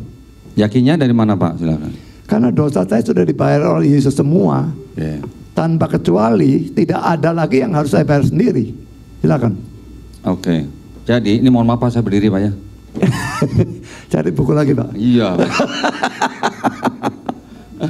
Jadi saya ingin mengatakan di sini bahwa keyakinan keselamatan Bapak itu ternyata berdasarkan kitab suci orang, bukan kitab suci Kristen, yang diterjemahkan menjadi kitab Septuaginta, yang kemudian dirubah oleh bapak-bapak gereja seolah-olah berbicara mengenai Yesus di PB. Ya, Pak, ya. Ini adalah kitab tanah miliknya orang Yahudi.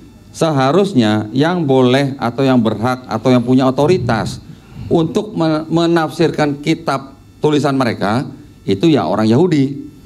Tiba-tiba orang Kristen menggunakan terjemahan yang bahasa Yunani menjadi Septuaginta. Bukan. Yang ini nih, Septuaginta nih. Saya punya Septuaginta nih. Ini karena tempatnya ini nih ya. Sorry nih, mohon maaf nih. Mana Septuaginta? Oh iya tuh. Nah, dari kitabnya orang Yahudi ini diterjemahkan menjadi Yunani, ini Septuaginta. Tadi saya sudah tanyakan ke Bapak Parthenos dan Neanis. Bapak nggak bisa jawab tadi ya. Ini seolah-olah berbicara mengenai Yesus. Kemudian dari sini menjadi Vulgata, kemudian dari Vulgata baru menjadi PL-nya orang Kristen. Nah, Bapak menjadikan PL sebagai dasar nubuat untuk Yesus di Perjanjian Baru. Gitu ya Pak ya. Sedangkan yang punya ini apakah mengakui ada nubuat untuk Yesus? Tidak ada Pak, sama sekali tidak ada, nihil gitu ya. Yang tidak mengakui siapa? Oh maaf. Tentu saja yang mengatakan ini tidak ada nubuat untuk Yesus, ya rabi-rabi Yahudi, dalam hal ini Judaisme. Makanya tadi saya tanya ke Bapak, siapa orang Kristen yang menulis tanah ini? Gitu. Sampai sekarang Bapak tidak jawab. Silakan Pak. Saya tidak percaya rabi-rabi itu ya. Jadi ingat pada zaman Yesus saja, Yesus itu mengecam para tokoh-tokoh Yahudi. Jadi pada zaman Yesus itu mereka sudah sangat-sangat sesat. Yesus sendiri mengecam celakalah Matius pasal 23. Jadi kenapa saya harus percaya mereka? Mereka itu anti Kristus, mereka menyalibkan Kristus. Jadi ada apa saya percaya sama Rabi dan belajar sama Rabi? Mereka sesat. Silakan. Nah pertanyaan saya tolong dijawab Pak, orang Kristen mana yang menulis tanah gitu loh Pak? Silakan Pak. Saya sudah katakan tadi, semua mereka yang percaya itu Kristen. Silakan. Yang percaya apa Pak? Silakan Pak. Semua orang beriman dalam PL dan yang menulis tanah itu adalah orang yang percaya kepada Kristus. Kristus yang akan datang. Silakan. Nah mana Pak kata Yesusnya di PL itu mana gitu Pak? Silakan. Apanya? Kata Yesus dalam PL-nya itu mana gitu loh Pak? Silakan. Loh, saya sudah ini diulang terus ya. Iya, saya sudah jawab kok. Mohon maaf. Sudah Pak. Sudah. Nah, karena Bapak menjawab hanya berdasarkan keyakinan pribadi, tidak ada bukti teks Pak. Silakan. Loh, enggak, saya bukan bukti teks gimana. Yesus itu dari kata Yesus itu bahasa Yunani. Kalau dalam bahasa Ibrani Yosua atau Yehosua, artinya Yahweh save sebetulnya, atau Yehova save, Yahweh menyelamatkan, begitulah. Silakan. Sekarang nama Tuhannya bangsa Israel Pak, itu Yehosua atau ada 7 nama termasuk tetragramaton. Silakan Pak. Tim Islam tinggal 1 menit. Ingat ya, Wahyu namanya Yesus, nama Yesus itu adalah nama manusianya. Kalau anak Allah itu atau Allah anak itu namanya Yahweh juga. Bapak namanya juga Yahweh, anak juga Yahweh, Roh Kudus juga Yahweh. Tapi kita cuma tetap punya satu Yahweh. Itu Tritunggal. Balik ke Tritunggal lagi sekarang. Silakan. Bapak larinya ke Tritunggal terus itu. Loh, pertanyaannya ke sana. Loh bukan. Kan ini kan Bapak mau mendasarkan kepada kitab orang lain yang mana mereka tidak mengakui bahwa nama Tuhan mereka adalah Yehosua. Sedangkan itu kitab orang Pak. Makanya kalau Bapak bilang semua di dalam PL yang percaya Yesus itu adalah Kristen, lah itu berarti lagi berhalusinasi Pak. Nggak ada yang kenal Yesus Pak di dalam PL. Silakan Pak. Sekarang saya tanya, Abraham itu percaya kepada Kristus atau tidak? Silakan. Tidak menurut saya, silakan Pak. Kejadian 15 ayat 6. Saya baca mulai dari ayat 5 ya. Lalu Tuhan membawa Abraham keluar serta berfirman, coba lihat ke langit, hitung bintang-bintang jika engkau dapat menghitungnya. Maka firman-Nya kepadanya, demikianlah banyaknya nanti keturunanmu. Lalu percayalah Abraham kepada Tuhan, beriman ya. Maka Tuhan memperhitungkan hal itu kepadanya sebagai kebenaran. Dia dibenarkan karena iman, bukan karena perbuatan ya. Jadi ayat 5-nya itu diambil dari pasal 12 ayat 3 ya. Ayat 1 sampai 3 ya. Pergilah dari negerimu, dari saudara-saudaramu dan sebagainya. Ayat 2-nya, aku akan membuat engkau menjadi bangsa yang besar, berkati engkau dan membuat namamu masyhur, dan engkau akan menjadi berkat. Aku akan memberkati orang yang memberkati engkau dan mengutuk orang yang mengutuk engkau. Dan olehmu semua kaum di muka bumi akan mendapat berkat. Olehmu itu siapa?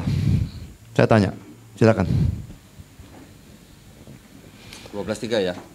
Olehmu semua kaum di muka bumi akan mendapat berkat. Itu bila bicara tentang siapa? Silakan. Oleh Abraham, Pak. Silakan, Pak. Abraham bisa jadi berkat bagi semua bangsa. Bagaimana caranya? Silakan. Kami umat Islam setiap hari sholat 5 kali sholat. Setiap rokaat ada tahiyatul akhir. Setiap kali tahiyatul akhir kami memberkati Abraham, Pak. Itu, Pak. Silakan, Pak. Kalian memberkati Abraham. Bukankah yang lebih besar memberkati yang lebih rendah? Nah, Begitu. Bapak harus Silakan. belajar bahasa Arab dulu, sholawat artinya apa, Pak? Silakan, Pak. Memang kalian nggak mau belajar bahasa Arab, saya buat apa? Ya, jadi saya menafsirkan Kejadian 12 ayat 3 itu janji tentang Yesus. Melalui Yesus itu semua kaum di muka bumi mendapat berkat. Lalu dalam Kejadian pasal 15 itu diulang janji itu dan dia percaya. Kalau dia percaya janji yang berisikan tentang Yesus itu, dianggap dia percaya kepada Yesus yang akan datang.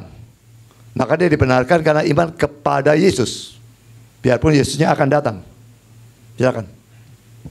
Di mana, Pak, ada kata Yesusnya di situ? Kejadian 12:3. Nggak ada. Nggak ada. Nggak ada. Berarti kalau nggak ada, berarti Bapak sedang berhalusinasi. Pertanyaannya, rabi-rabi Yahudi mana yang mengakui bahwa Kejadian 12:3 itu ngomongin Yesus, Pak? Silakan, Pak. Saya sudah bilang rabi-rabi itu sesat kok. Saya lebih benar dari mereka, 1000% lebih benar. Saya berani debat dengan rabi itu kalau saja omongannya ditranslate itu ya. Dalam bahasa Indonesia debatnya. Cuma ya saya mesti tahu yang translate orang benar atau orang tidak benar. Ini semua penafsir Kristen menafsirkan seperti itu. Abraham percaya kepada Kristus, dia diselamatkan. Silakan. Itu sudah habis waktunya. Waktu saya udah habis kayaknya. Oh iya, waktu sudah habis untuk Islam. Ini jalan terus punya saya kawan. Yang stop dulu. Tuh punya saya terus jalan nih. Karena yang ada di monitor saya dengan yang ditampilkan itu berbeda ini. Oh, itu yang di itu 108 tuh, Pak.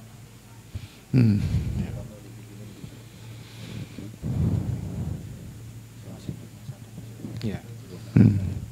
Tim Kristen masih punya waktu 1 menit 8 detik. Silakan di. Oke, saya sudah memberikan dasar-dasar Alkitab dan bukan kata-kata orang. Tapi dasar-dasar Alkitab bahwa manusia tidak bisa berbuat baik. Kalaupun bisa, perbuatan baik tidak bisa menutup dosa. Dan karena itu harus membutuhkan penebusan dari Kristus. Yang percaya akan diselamatkan. Yang tidak percaya, dia akan dibinasakan dan masuk neraka selama-lamanya. Pilihan ada di tangan saudara. Saya berharap semua bisa percaya pada Kristus dan diselamatkan. Kalau tidak, saudara akan menyesal selama-lamanya dan tidak ada gunanya penyesalan semacam demikian. Saya kira cukup, waktu saya lebih tidak apa-apa. Terus, Pak, silakan. Masih 20 detik lagi? Atau mau? Tidak apa-apa, cukup lah.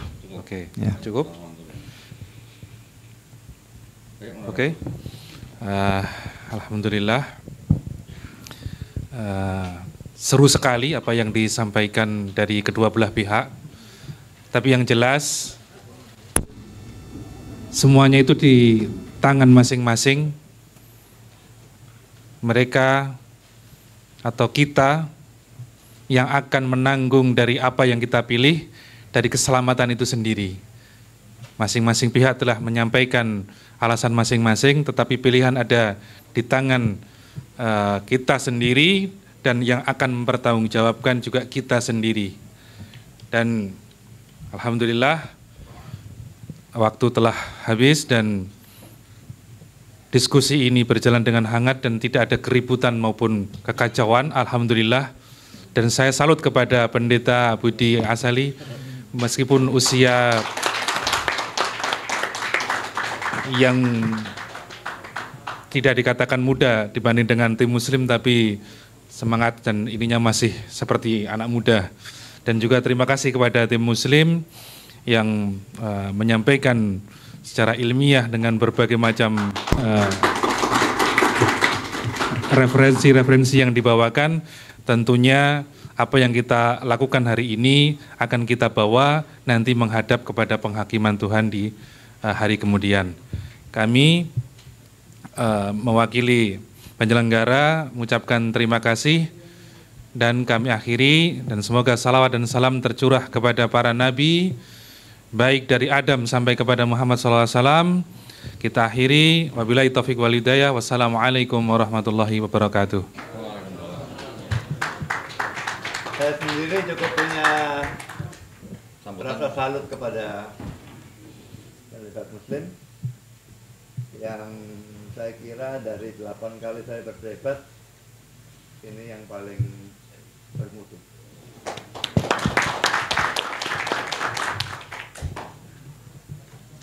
Baik, kami juga ingin memberikan penghargaan yang setinggi-tingginya buat Pak Budi Asali, Pak Pendeta Budi Asali ya Pak ya.